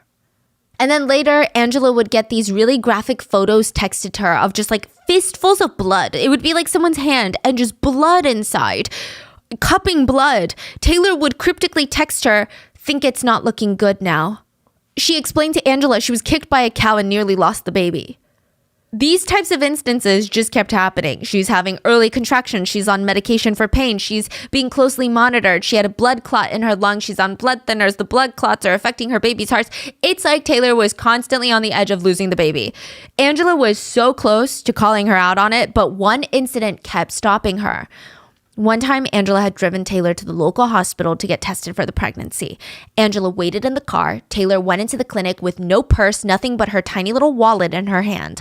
When she came back out, she had a pristine piece of paper in her hand. So it had not been crumpled, it had not been folded, and it was proof that she was pregnant. And it was dated the date that she went in, and it confirmed her due date, and it was the hospital that she just walked into. Yeah, how did she do that? But did we know how she did that at the hospital? No. I was thinking about it. Maybe she went earlier and hid it in a bathroom or something. Yeah, I could see that. Or like, we are talking about Texans who are quite nice people. Maybe she was like, "Can I use your printer for a second?" Right? I don't know. Or she brought in someone else's. Oh, that's kind of hard. Yeah. Yeah, I think hiding in there is probably the easiest. Okay. Because I was really stuck on this detail too. I'm like, how? Like, that doesn't make sense. Like, lying is one thing. This is like Houdini. Taylor used Facebook like her own personal journal and diary, just constantly posting about her new struggles with pregnancy, morning sickness, how tired and exhausted, but how fulfilling creating a human inside of her tummy was. Taylor was going to name her baby Clancy Gail Griffin. She would post ultrasound pictures, posted about her contractions, all of these things. She posted about how she wanted to open up a restaurant with her 2 girls, Clancy and Emily, one day. She said, "I'd love to teach them all my recipes and pass it down. A small town family operation, a place anyone and everyone can come to. We'll call it Pork and Pies." If the conversation about her baby bump not being that noticeable, even though she's pretty far along, came up, Taylor would laugh and tell people it's because she had a tummy tuck and because she's having a baby girl. Her stomach isn't as big because if you're pregnant with girls, you carry the weight in your hips, not your stomach. My sister had 2 baby girls and she would beg to differ. But no one could call Taylor out on it because she was just that confident. To give you an example of how confident she was, Taylor kept tagging a specific medical clinic talking about how they were giving her amazing care during her pregnancy journey. She actually used to work as a receptionist at that medical clinic. These are her former colleagues. They know she hasn't been going in for pregnancy-related checkups, but they can't publicly say it because of HIPAA, patient confidentiality laws. So they message her asking her to take down the post because they don't want their clinic to be associated with this lie. Taylor responds, completely disregarding that statement and saying, "My mother, Shauna, is so dangerous. Please don't share my information with my family because they have no business snooping. This is a test post. Somebody has been sharing my information, so I'm sending out fake information to see which information gets leaked." Then the former colleague got blocked. It was just really bizarre. In a single month, Taylor blocked and deleted 76 people from her Facebook friends list, all people who wanted to know a bit more about her pregnancy. But Wade would always back her up. Wade would respond to friends. So there was a friend who was presumably making a gift for the baby. And Wade says, "I'm glad you're willing to make something for us. Everyone else thinks we're faking a whole damn pregnancy. With the little one that's not even here yet, some people I once called friends are going to look so stupid in the weeks to come." Taylor commented, "Couldn't have said it any better than that." Taylor texted a friend about the rumors that she's not actually pregnant, and Taylor texted, "It isn't anything I haven't already heard. I'm going to pray for that ignorant-ass family. God will take care of them. I'm not even getting started on them tonight. I don't have the time or the energy anymore. If people don't have anything better to do with their no working, sitting at home on their ass and gossip and tell people lies, go for it." Wow. Some of us are adults, work all day, and they look like complete idiots. If anyone wants to entertain them, by all means, it doesn't bother me. Wade will handle it. Just one word, idiot. Like I said, God doesn't like petty or ugly. If people gossip and do as they do, they are just as shitty as them. After the gender reveal party, Travis told his dad, Tommy. So Tommy is Taylor's first husband. Travis is her son. And he's like, "Dad, I'm so excited to have a little sister." Tommy looks at him, confused, and says, "You're what?" Travis went on to explain the gender reveal party and how Taylor, his mom, was going to have a baby girl and how he's going to be a big brother. Tommy tries to sit him down and explain, "You're not going to be a big brother. You're not having a little sister." But Travis is convinced. He's like, "What are you talking about? Dad, I've seen her belly and everything. I felt the belly move. I felt the baby move." Tommy sits down and explains, "You're not going to be a big brother because your mom, Taylor, cannot get pregnant. It is medically and physically impossible now." Tommy did not explain this part, but Taylor no longer had a uterus. So medically speaking, she could not be pregnant. Wait, what happened? Had any doctor checked her pregnancy, they would have seen 2 things in her medical record. The first being, Taylor had her tubes tied. So after her second pregnancy in 2014 with Travis, Taylor opted for a tubal ligation. Basically, she got her tubes tied, which is a pretty permanent form of birth control. The doctor ties the fallopian tubes together so the eggs cannot pass to the uterus to start a pregnancy. It is reversible in theory, but it's pretty permanent. But okay, fine. If it's possible to reverse the procedure, so maybe she's pregnant. A year later in 2015, Taylor had her whole uterus removed, which you would need your uterus to get pregnant. A year after getting her tubes tied, Taylor was having these crazy pains in her pelvis area and she was rushed to the hospital. Taylor had a benign cyst as well as endometriosis, which is when tissue that is usually in the womb lining grows outside of the womb. So then when it breaks down, there's really nowhere for the blood to go and it's like just excruciating. Taylor had to be operated on pretty abruptly, but when the doctors went in, they saw a ton of scarred tissue and realized that there was a problem with Taylor's gastric sleeve and the operation, and it was just a lot. The doctors called Taylor's mom and they said the safest thing to do is a hysterectomy, is to remove Taylor's uterus. Technically, we could try to do it without doing it, but we think this is going to be the safest. At this point, it was too late to wake Taylor up. She was already asleep. Taylor's mom made the decision for her. I mean, I think Shauna thought, well, she already has her tubes tied, so clearly she's not thinking of having any children, and she's not really a great mom. You know, it's not like she's so fulfilled by being a mom that she needs more kids. And this is her daughter's life she's talking about. Maybe she felt like, as a mother, I need to protect my daughter. They got to save Taylor and do whatever it takes. Shauna told the doctors, do whatever you think is best for Taylor. When Taylor woke up from surgery, her uterus was gone. Taylor had a hysterectomy, which, yeah, you remove all or most of someone's uterus. And side note, think of the uterus as a big cocoon for the fetus. It can stretch. It's pretty large. So it starts off like the size of a plum. And then 6 weeks in, it's an egg. And then by week 24, your uterus is like the size of a soccer ball. And your baby is growing inside the uterus while it slowly expands. So you cannot carry a child without a uterus. Taylor was unable to ever be pregnant again. Taylor would actually try to hire a hitman to kill her mom after the hysterectomy. Whoa. There were a lot of people who knew about Taylor's hysterectomy and saw her post online about her new pregnancies. Tommy, the first husband, knew. Hunter, the second husband, also knew. When Tommy's mom actually confronted her about it, she was just like, oh yeah, it was a total miracle. All my stuff grew back. I mean, it's crazy the way she lies, the way that she's like, the stuff grew back. Taylor even told lies to doctors. She went to go visit her old OBGYN and told her that she's pregnant again. Her old doctor is like, yeah, there's no way, because her medical charts, I know that she's had a hysterectomy. But she didn't necessarily call Taylor out on it because, you know, childbirth and the ability to give birth to a child is super sensitive, especially if someone has lost that ability. So Dr. Ramirez didn't say anything. And she absolutely could not tell Wade or anyone on Facebook because that would be a HIPAA violation. So Dr. Ramirez just kept tabs on Taylor's fabricated pregnancy over social media. Taylor would even claim to have prenatal exams with Dr. Ramirez that never happened. Dr. Ramirez was even invited to the gender reveal party. If any of these people did try to call her out on it, they would be blocked on Facebook, and some of them would even get worse. Taylor once posted on Facebook, "Don't start a war with me. Not even Satan would want that." Taylor's search history tells us a lot about her thoughts around this time. So she is actively pregnant with Wade's baby, and there's allegations and rumors by family, loved ones, that she's not pregnant. So Taylor starts mass Googling and searching very specific odd things on the internet. She has grown very, very interested in home births and how exactly to go about registering a baby that's born at home. She's spending hours a day looking at birthing videos on YouTube, C-section videos, and more specifically, births that leave the placenta intact. This is so important, okay? Placentas are the organs that develop during pregnancy. And to put it very simply, if you're not pregnant, even if you have a uterus, you're not going to have a placenta in your body. It forms during the first few months of pregnancy. The umbilical cord is attached to the placenta. That's where all the baby's nutrients are, in the placenta. You actually have to give birth to your placenta after you give birth to your baby, because a retained placenta, aka a placenta left in your body, can literally be fatal and kill the mom.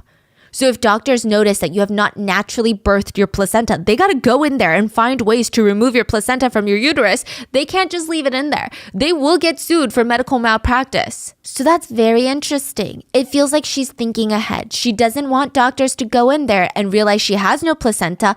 Matter of fact, she has no uterus.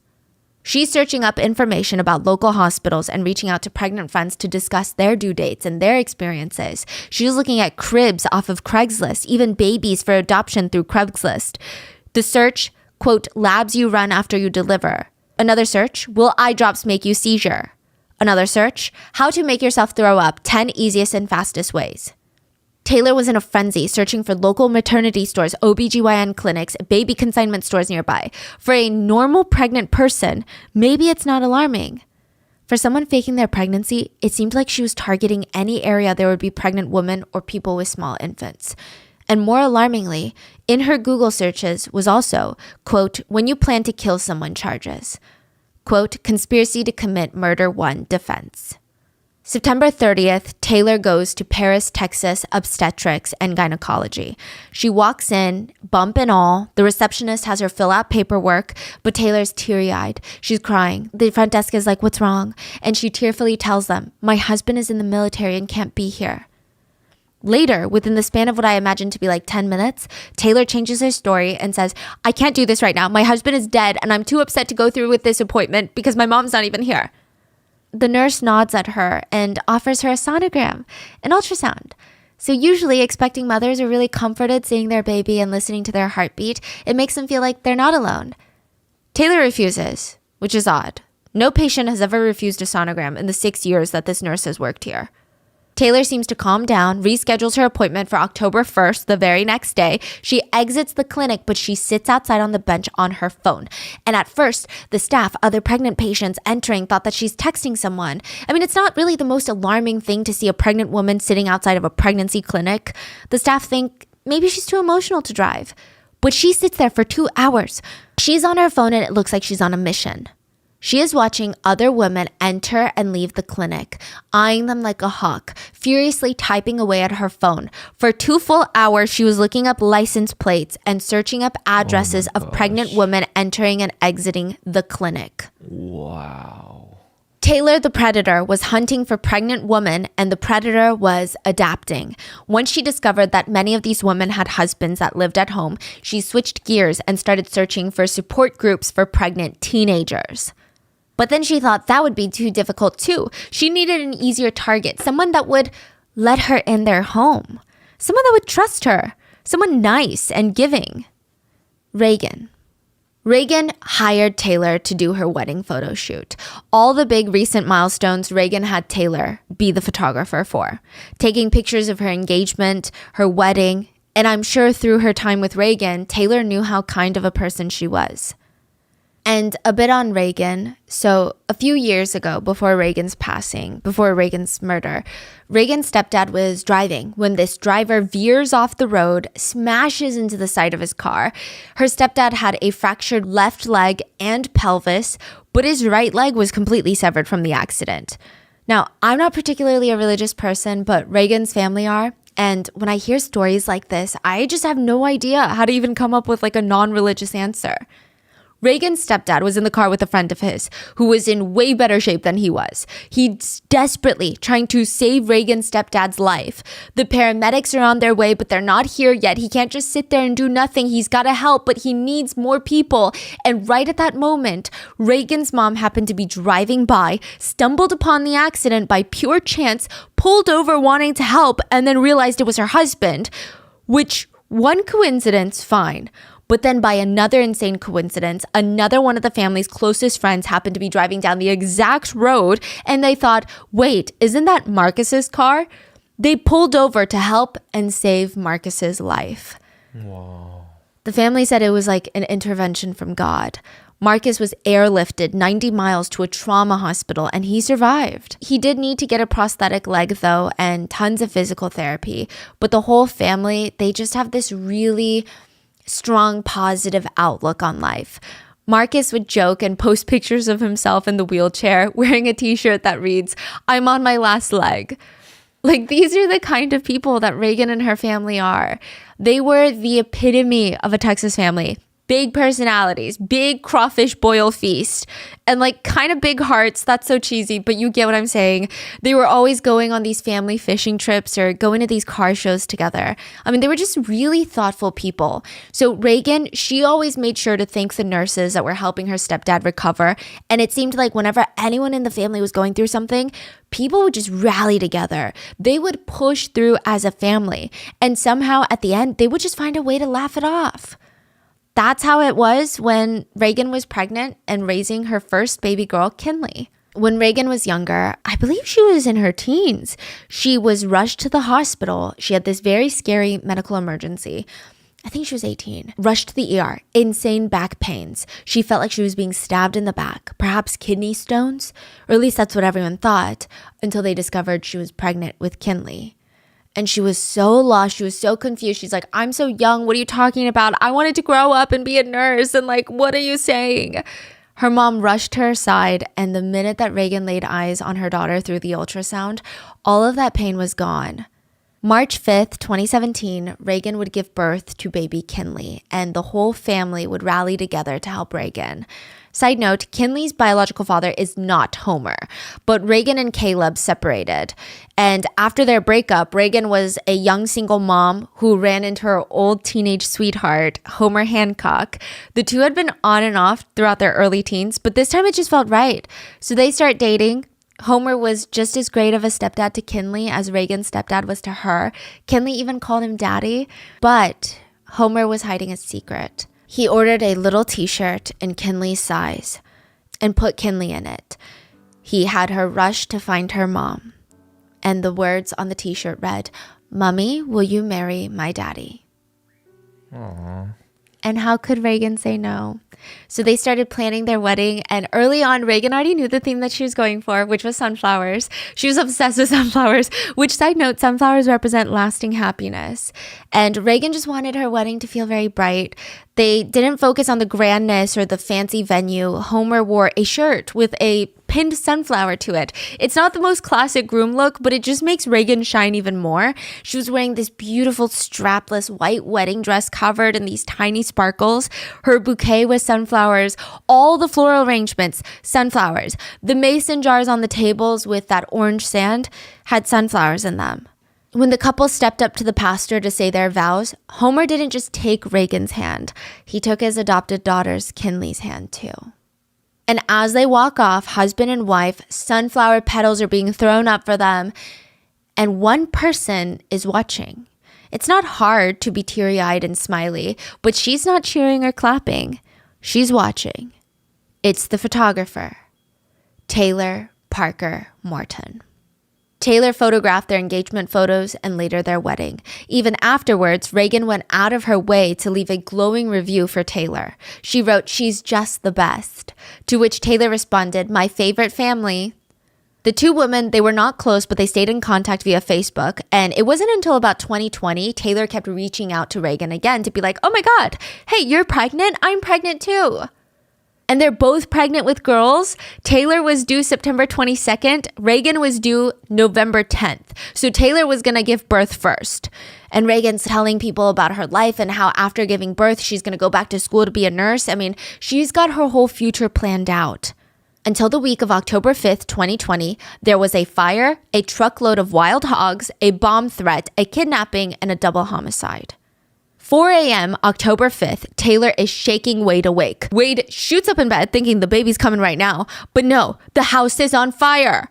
The plastic sheeting under the house is up in flames. Thankfully, Taylor was not asleep in the moment because she's so heavily pregnant, or I don't know, maybe God is watching out for them, she says, and their new baby. Wade is waken up by Taylor and he manages to put the fire out. This fire would later be determined to be arson. And one prime suspect would be lying wide awake. After putting out the fire, Wade goes back to sleep, and once he's knocked out again, Taylor gets up, quietly sneaks off the bed, takes her phone, moves to a place where Wade cannot hear her, opens an app that changes the sound of the caller's voice, picks a low voice that sounds like a man, calls the Titus Regionus Medical Center, the local big hospital, the one that she told Wade she'd be giving birth in. She says 7 words before hanging up. "There is a bomb in the hospital." What? Oh, no. She goes back to bed and shakes Wade awake again. "I'm not going to be induced today. There's a bomb threat at the hospital." So she's past due. She's supposed to go to the hospital today to give birth. She's like, "I can't go. The hospital's on lockdown. The police have to evacuate the entire place and scour it for a bomb." Wade could not believe it. It could not be a coincidence that Taylor's mom hated her guts, and now so many terrifying things are happening close to her giving birth. An unexplained fire, a bomb threat. All of this when the baby's supposed to be born? I mean, it's gotta be Shauna. It's got Shauna written all over it. Wade goes back to sleep and Taylor goes back to her phone and starts searching up Reagan. That was all October 5th. October 6th, the very next day, Taylor and Wade would have to go to Wade's parents' house to shower because the fire cut off all their water to their place. Connie confronted her son once more. Wade was taking paternity leave in anticipation of Taylor's birth. But if she turned out to be lying and there was no baby, he's going to lose his job and he's already in debt. Out of frustration, Connie's looking dead in her son's eyes and says, "Wade, I don't think she's pregnant." He stormed out of the house. But he was getting a little tired of this. I think a part of them realized that his mom had never been like this before in his life. So maybe she's onto something. I mean, he has zero proof that she's actually pregnant. I mean, yeah, he sees a bump. He does hear her throw up when she had morning sickness. But he's never seen her bump without clothes. He's never seen her throw up. And yeah, he's seen ultrasound pictures, but he never went and saw her get one. Wade told her on October 6th, "I'm going to stand by you, but I'm going to need some proof." That night ended in a screaming match. Taylor spit at him. "In a few days, you'll realize I wasn't lying and you'll feel so stupid and sorry." She was seething in resentment. Taylor stormed off. She's sending Wade text messages, screenshots of text messages that she's having with someone else. It's really weird. Yeah, she's texting her aunt. And her aunt says, "Don't worry. After tomorrow, everything's going to be fine. If Wade wants to always go against you, you should leave. I would not stay with someone who is so against you like that. Absolute 1,000% bullshit in my eyes." Taylor responds back, "I'm on the fence myself with the whole thing. Promise you, they will give me a big fucking apology. Every single one of them. I'm not even upset. Quite frankly, I don't have anything to say to them." And we now know that Taylor was talking to herself. October 7th, Taylor rekindles her friendship with Reagan. She goes to visit Reagan at her house. Taylor brought 34-week pregnant Reagan a gift and Starbucks when she went to visit her. They spent time at Reagan's catching up, and after Taylor left, Reagan posted on Facebook, @Taylor, so glad I got to see you today. Missed you bunches. Also, thank you for the sweet gift and Starbucks. No freaking way. Taylor liked the post and immediately Googled, if I delete a whole conversation on Facebook, will the other person still see the conversation? October 8th, the very next day, Taylor came back to visit Reagan, this time at around 8 p.m. Homer, Reagan's husband, was home, and so was their 3-year-old daughter. So the women sit in the master bedroom for about 2 hours just joking around. Homer comes in and he jokingly kicks them out because he needs to rest for work, but he did pick up bits and pieces of their conversation. Reagan, his wife, was affectionately jealous of Taylor's smaller baby bump. Even though Reagan was earlier in her pregnancy, she's only 34 weeks, Taylor's overdue. Oh, she just looks, so much less bumpy. Taylor told Reagan, "I'm so utterly sick and tired of being pregnant. I cannot wait to be induced tomorrow and just get my baby." While looking at Reagan. Yes. Taylor left that night, and it's possible she did not sleep at all that night. The very next day, Taylor would send Wade on a wild hog chase so that she could do what she needed to get her baby home. Side note, even though Taylor's due date was supposed to be September 22nd, it's now October 9th. She's overdue. She's still heavily pregnant and can give birth any day, any second now. Yet, Taylor is making Wade get up at around 4 a.m. and told him to go sell hogs to the farmer that she made a deal with 4 hours away. He dutifully got up, went to go sell 150 of his porky friends, which, side note, it would be a long drive to get to the buyer, but when he gets there, it's going to take a lot of time because there's so much confusion. The man who's supposed to be buying the hogs has no idea that he's buying hogs. And then Wade showed him text messages, and the buyer is like, "I feel like I'm losing my mind because I never sent those text messages, and that's not my phone number, but that is my name, and this is my address. I'm confused." It took a while for them to come to an agreement, but he ended up buying the hogs, I think, at like a third of the agreed upon price because he's like, that's not even me. The buyer never even planned to buy hogs at this point. It was just really bizarre. By the time that Wade made that 4-hour drive all the way back home, Taylor would be in the hospital and had given birth on the side of the road. So while he's out with the hogs, Taylor gets dressed and gets to work. She starts searching up a storm on Google. The topic, C-sections, preterm babies. She watched a video of a physical exam of an infant born at 35 weeks. The doctor went over how a baby born before their due date can have sensitivity to temperature changes and breathing problems, but the video confirmed a baby born this early can survive. But interestingly, wasn't Taylor's baby overdue? Why is she looking up a baby born at 35 weeks? Because Reagan is 35 weeks pregnant. October 9th, Taylor shows up at Reagan's house at 7:30 in the morning. We're not sure what excuse she uses to show up, but perhaps she asked to borrow her shower because her shower was broken. Either way, it seems clear that Reagan would be someone that would graciously extend her hospitality to a friend. Around 8:30 a.m., Reagan's husband, Homer, was at work and he started receiving these bizarre text messages from his wife. Remember, she's like texting him things like, "This isn't working. I just want to be happy, but it's not working. I love you." He's confused because it sounds like someone who's trying to exit, and it's very clear that Reagan would never do that.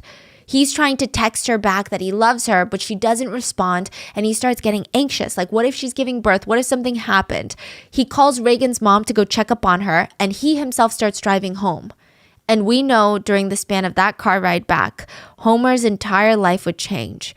He would lose his wife and his baby girl, Braxlyn. When Taylor and the baby arrived at the hospital, doctors tried everything to save Braxlyn. They were able to get a pulse in the ambulance, but the pulse was dying. The pulse was not enough to keep her blood pumping sufficiently to her organs, and the baby needed a machine to breathe. Senior doctors concluded Braxlyn had suffered severe brain damage, and her condition was, quote, not compatible with life. She passed at 1:22 p.m. with a nurse holding her hand. She was 7 pounds, and even at just 35 weeks old, she would have been a normal, perfectly healthy baby girl. Experts would later state if Braxlyn had a normal delivery, she would have had a 99% chance of survival.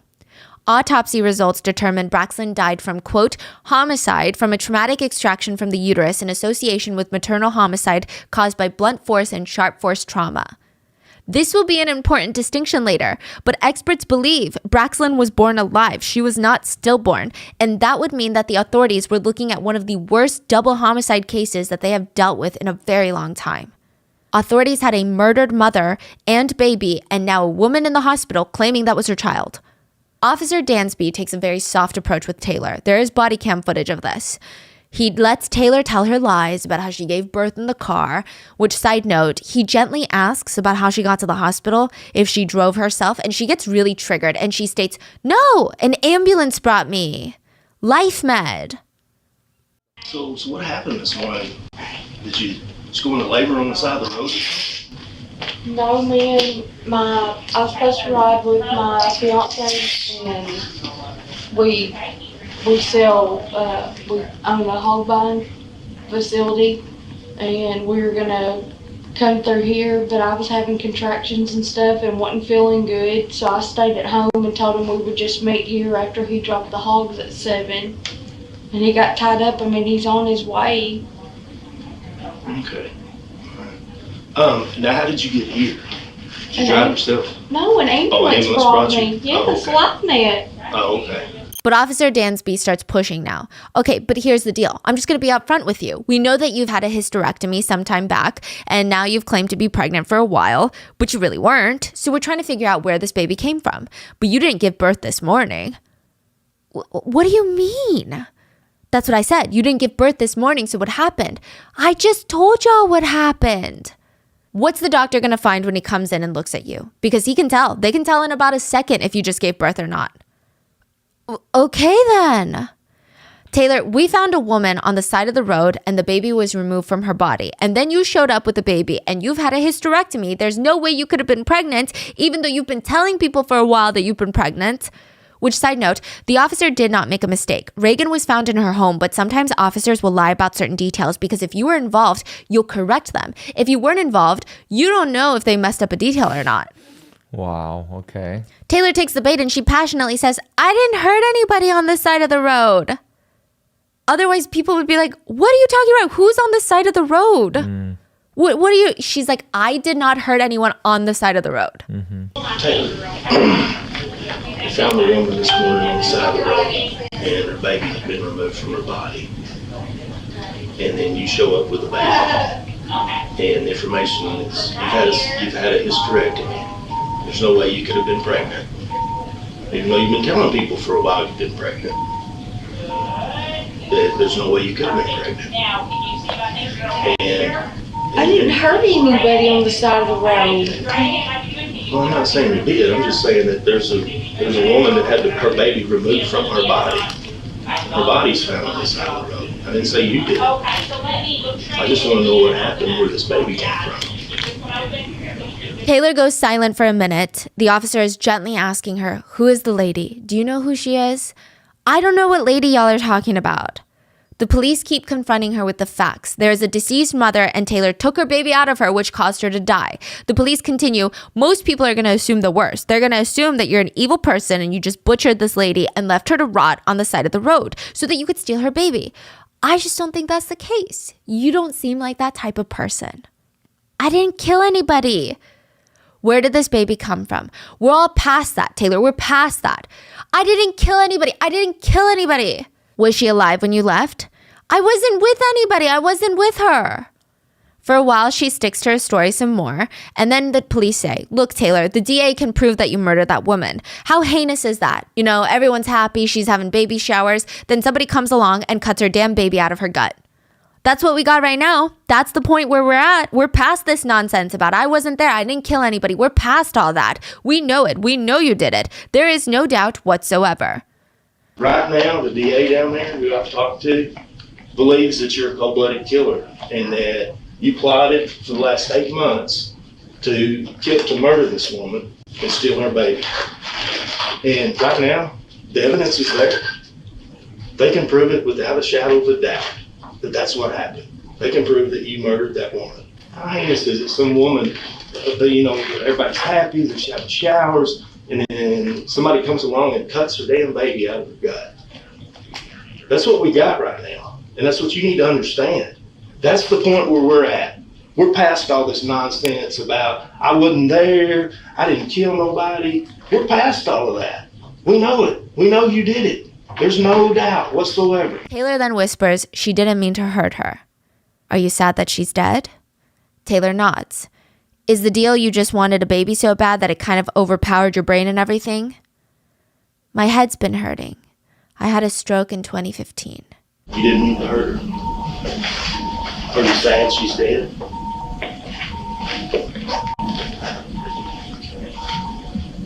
Is it the deal you just wanted a baby so bad that it just kind of overpowered your brain and everything? My head's been hurting. Your head's been hurting. I had a stroke in 2015. Taylor tells the officer Reagan told her to come over that morning to use her shower. She said, I remember pulling up. Did she say something that made you mad or something? She grabbed a hold of me and told me I was a liar. We fought back, we both hit each other, and then she hit her head on the table. She hit her head on the table? That's okay. That's okay. Sometimes stuff happens. I didn't move her. I just really wanted the baby. They took it away from me. Implying the doctors took it away from her. Also, calling the baby it. I understand that. Well, that shows what a good person you are, Taylor. They took it away from me. So you tried to save the baby. So you cut the baby out like a C-section? I don't remember. I just remember trying to save the baby. Taylor starts breaking down and panicking. Oh God, oh shit, oh God, oh God, shit. Something's wrong with me. I don't know why I did it. I don't know what's wrong with me because I've never been a bad person. We both hit each other. Okay, all right. Let me get my little children. And she hit her head on the table. She hit her head on the table. Okay. That's okay. Hey, that stuff happens sometimes, you know? I didn't move her. You didn't move her. Okay. So she was still in her house? Okay. She, when she hit her head, did you think she died? Did you just trying to save the baby? Yeah. And I really wanted the baby. I understand that. That's okay. Well, and that shows what a good person you are. Away from me. So you tried to save the baby. So did you I guess you got the baby out of it. You did like a C-section on her. You don't remember. So how did you go from her laying there with her head hit to you having the baby in your hand? Just remember trying to save the baby. Later, Taylor would clean up her story. She was actually a hero.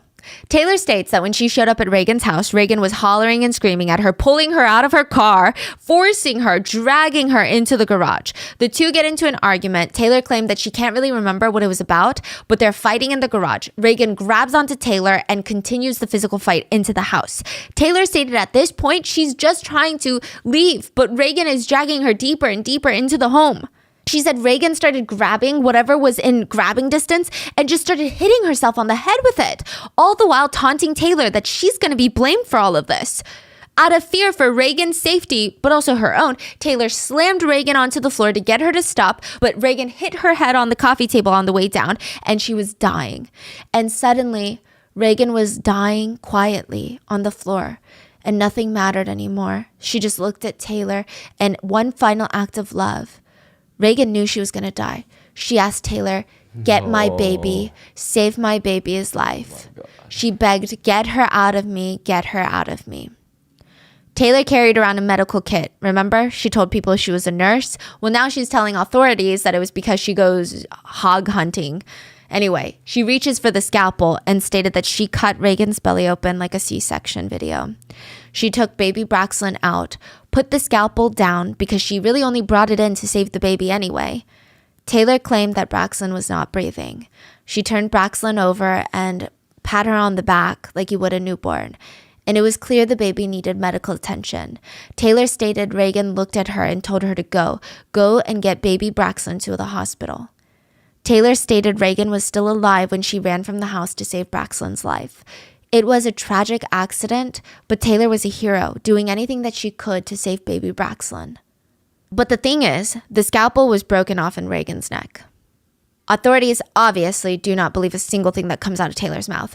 This is their believed version of events. This whole hero story just doesn't make any sense. The injuries to Reagan were beyond extensive. She was hit over the head with both sides of a claw hammer. She had been slashed over 100 times with a scalpel. She had been beaten with a mason jar full of sand that weighed 4 pounds. That's as much as 5 cans of soup. She had 5 skull fractures and a broken nose. She may have been strangled, but it was hard to tell because her throat had been slit so violently that the scalpel broke off in her neck. She had been cut from hip to hip. Her uterus had been pulled out and cut open. There was blood in 5 different areas of the house, indicating that Reagan fought back and fought back hard. Yeah. One of her fingers was dislocated. The tip of another was nearly cut off. When authorities looked at the placenta Taylor had shoved into her own pants, they found 2 pieces of Reagan's fingernails broken. They determined this could only mean one thing, that Reagan was alive when Taylor cut her open and took her baby out. Like she was holding on? Reagan had tried everything she had to save her baby. Taylor is spinning this whole thing as she wanted to help Reagan save her baby. But for at least 35 minutes, Taylor did other things than help save Braxton. She tried cleaning up the house. Water was used to try and clean up some blood. She got in the car, drove a bit away, and it's speculated she texted Homer from Reagan's phone all those cryptic messages and then tossed Reagan's phone to dispose of it because it hasn't been found. Cell phone data shows Taylor leaving Reagan's house with Reagan's phone on or around 7:52 a.m. Taylor placed a 911 call at 9:36 a.m. That's a full hour and 42 minutes that Taylor had baby Braxton and did nothing to help her except possibly give her amateur CPR, which could do more harm than good if you don't know what you're doing. It's clear that Taylor prioritizes covering up her crime over saving Braxton's life. Even though she tries to claim that this is her baby, it seems like dead or alive, Taylor wanted a baby. She doesn't care about being a mom. She doesn't care at all. She just cares about showing others that she was telling the truth. Another thing to note, the struggle happened in several rooms of the house while 3-year-old Kinley was there. Authorities believe that Kinley saw a portion of the attack. Taylor even reported that Kinley came out of the room, and Taylor claimed she yelled at her to go back to her room. This would be a death penalty trial. Taylor pled not guilty. She had the audacity to sit there and smile during court proceedings, but even worse than that, she wore a mask during a good chunk of the trial. The mask had sunflowers on them. It is so sickening and so calculated. Reagan's family and friends had to look at Reagan's murder wearing a tribute to the victims that she killed. It's almost like she wanted to be perceived as a victim. She's sticking by her story of, no, I did everything to save Braxton for Reagan. There was just zero remorse from Taylor. A counselor who spoke with Taylor stated that it's like talking to a brick wall in terms of remorse, like no remorse at all. The counselor also stated, Ms. Parker is smart and conversational and almost appears to thrive while being incarcerated. She can construct and do things and manipulate and get people to do things for her. It's frustrating to watch. There were conversations about her upbringing because Shauna, her mom, would state that Taylor had a perfectly normal upbringing, nothing out of the ordinary, but Taylor and even her brother would argue otherwise. Taylor's brother Zachary would later state that their biological father, Mark Morton, and their mom, all they did was fight. In front of the kids, didn't matter. All they did was fight, screaming matches. Mark Morton, the dad, would also allegedly frequent a drug house where you can buy things like and cocaine, and if the kids were with him, he would just bring them in. Taylor claimed that she was 13 when she was brought to one of these drug dens and was essayed by a full-grown man. She claims that she was so scared she ran straight to her grandmother, Peggy. Peggy is a nurse at the Titus Medical Center that she did not want to go to. But Taylor said that she felt like she could trust Peggy. She told Peggy, but Peggy being Mark's mom, she's like, okay, do I choose between my granddaughter or my own son's reputation? Peggy, the grandmother, convinced Taylor to not report the essay. We don't know if this story is true, especially because Taylor has been known to be a pathological liar and nobody else has corroborated the story, and it was reported by Taylor after she was arrested for double homicide. So a lot of people actually do cast doubt on this story. But I think if this essay story is true, I think that the adults and the system failed Taylor when she was a kid, and I imagine that it had long-lasting impact on her as an adult, and probably still does if this is a true story. But I think that's a separate story from what she did to Reagan. Maybe it gives us more insight on someone's development and psyche, but I don't think that it can be an excuse to explain away a crime. Some studies have shown that there is a link between essay at a young age and compulsive or pathological lying. But again, this is not justifying Taylor's actions, just giving you all the details of what went down. Later, Shauna would state that Taylor's behavior only got strange after her hysterectomy, and it felt like Taylor's morals were, quote, skewed after the operation. I could not find any academic studies on if there were moral changes after a hysterectomy, so we can just consider this an anecdotal story. Now, the defense tried to get the death penalty off the table by trying to get the kidnapping charges dropped, because Taylor was now being tried for the murder of Reagan, the kidnapping of Braxlin, and then the murder of Braxlin. The defense argued that Braxlin was born deceased and you cannot kidnap someone that is not alive. So much of the trial was surrounding the argument, was Braxlin alive or not when she was ripped from her mother? When Taylor felt like that wasn't working, she wrote a letter to the FBI. She wrote a letter offering up her services. She claimed that she had skills such as, quote, running the jail, being great at manipulation, and playing sexual mind games with men and women, and could consult the FBI. Wow, this is... Yeah. Wow, this is something. The jury determined she was, and Taylor Parker was sentenced to death November 9th, 2020. She is the 7th woman to arrive on Texas's death row. The average time for a death row inmate to wait for their execution is 12 years, and Taylor is keeping very, very, very busy. Taylor Parker was looking for a sugar daddy in prison. She wrote in one email to a friend, basically hunting for loaded inmates that were now released from prison. She wrote, "I need a sugar daddy to load me up some money on this damn thing." Like her commissary account. "I hate this. I need a pen pal. I need some men to talk to. It's boring as hell and lonely."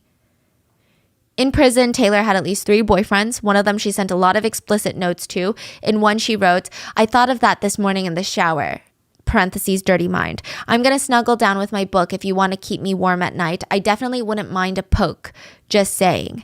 I'm very reserved and I'm one to leave our private bedroom to us time only. But honey, I'm a freak. Just saying. You and that manly mind, LOL." Another one reads, "I told her I was so sexually frustrated that I'd be humping the light poles all the way home." When Taylor wasn't focused on her boyfriends, or I believe she also had girlfriends in prison, she zeroed in on another inmate, Hannah Alexander Hulander. Hannah was an inmate who had a hard time saying no to people. She was in prison for burglary, possession of a weapon, and drug possession, which, yeah, it's not great, but she really wasn't a criminal mastermind. She was actually very easily influenced by people and wanted to feel accepted by whatever shady group of friends that she fell into. Then in prison, she met Taylor Parker. Taylor Parker convinced Hannah to sit down and write a confession to the police that she killed Reagan and Braxlin. Yeah. The story goes, Taylor was at Walmart when she got a call from Wade, her boyfriend, to go home and lock the puppy up. On the way home, quote, the bandits, I don't know, I guess a group of organized criminals, knocked Taylor out, drugged her. Next thing she knew, Taylor woke up in Reagan's house. The bandits had beaten and stabbed Reagan, leaving her to die. Reagan was awake and begged Taylor to save her baby, so Taylor gave her an emergency C-section using what she learned from raising cattle. Then Taylor held Braxlin up to Reagan's face and said, "Look, a beautiful baby girl." Taylor was happy that Reagan got to see her baby before dying, but now Taylor would take the fall while the bandits got away with everything. Taylor made up a long, convoluted story of drugs and surveillance to supplement this story. In the end, nobody bought it, but it still seems like Taylor had intention of leaving prison. Guards found a color-coded floor plan of the jail in her cell. She was trying to escape. Yeah. There were memorials set up around Reagan's home. There were sunflowers everywhere. The family held a memorial service for Reagan and Braxton. There were wind chimes sounding in the breeze. There's these bright, beautiful, colorful flowers. So many sunflowers. And it was just so serene and bright. It suited someone like Reagan. Wade and Connie, Wade's mom, they feel guilty even though they technically weren't part of the crime. They feel guilty for not being able to see it or stop it. Tommy, Taylor's first husband, is raising their son, Travis. I'm not sure where Emily, Taylor's daughter, is, but unverified sources have stated that she's with Shauna. Homer Hancock is rebuilding his life with his adopted daughter, Kinley, Reagan's little girl. In her victim impact statement, Emily, Reagan's little sister, stated to Taylor, "My only biological sister. You need to understand what you took from me and my family. No more celebrating her birthday. I was barely 19 when I got the call my sister was gone. She will never be my maid of honor. If I visit my sister, I have to go to a graveyard and see a headstone. I will never get a text or phone call from her ever again." Jessica, Reagan's mom, looked at Taylor and said, "She, Reagan, was one of the very few people on this earth who cared about you. Now who cares about you?" And that is the story of the youngest inmate on Texas's death row. Please stay safe, and I will see you guys on Sunday for another episode.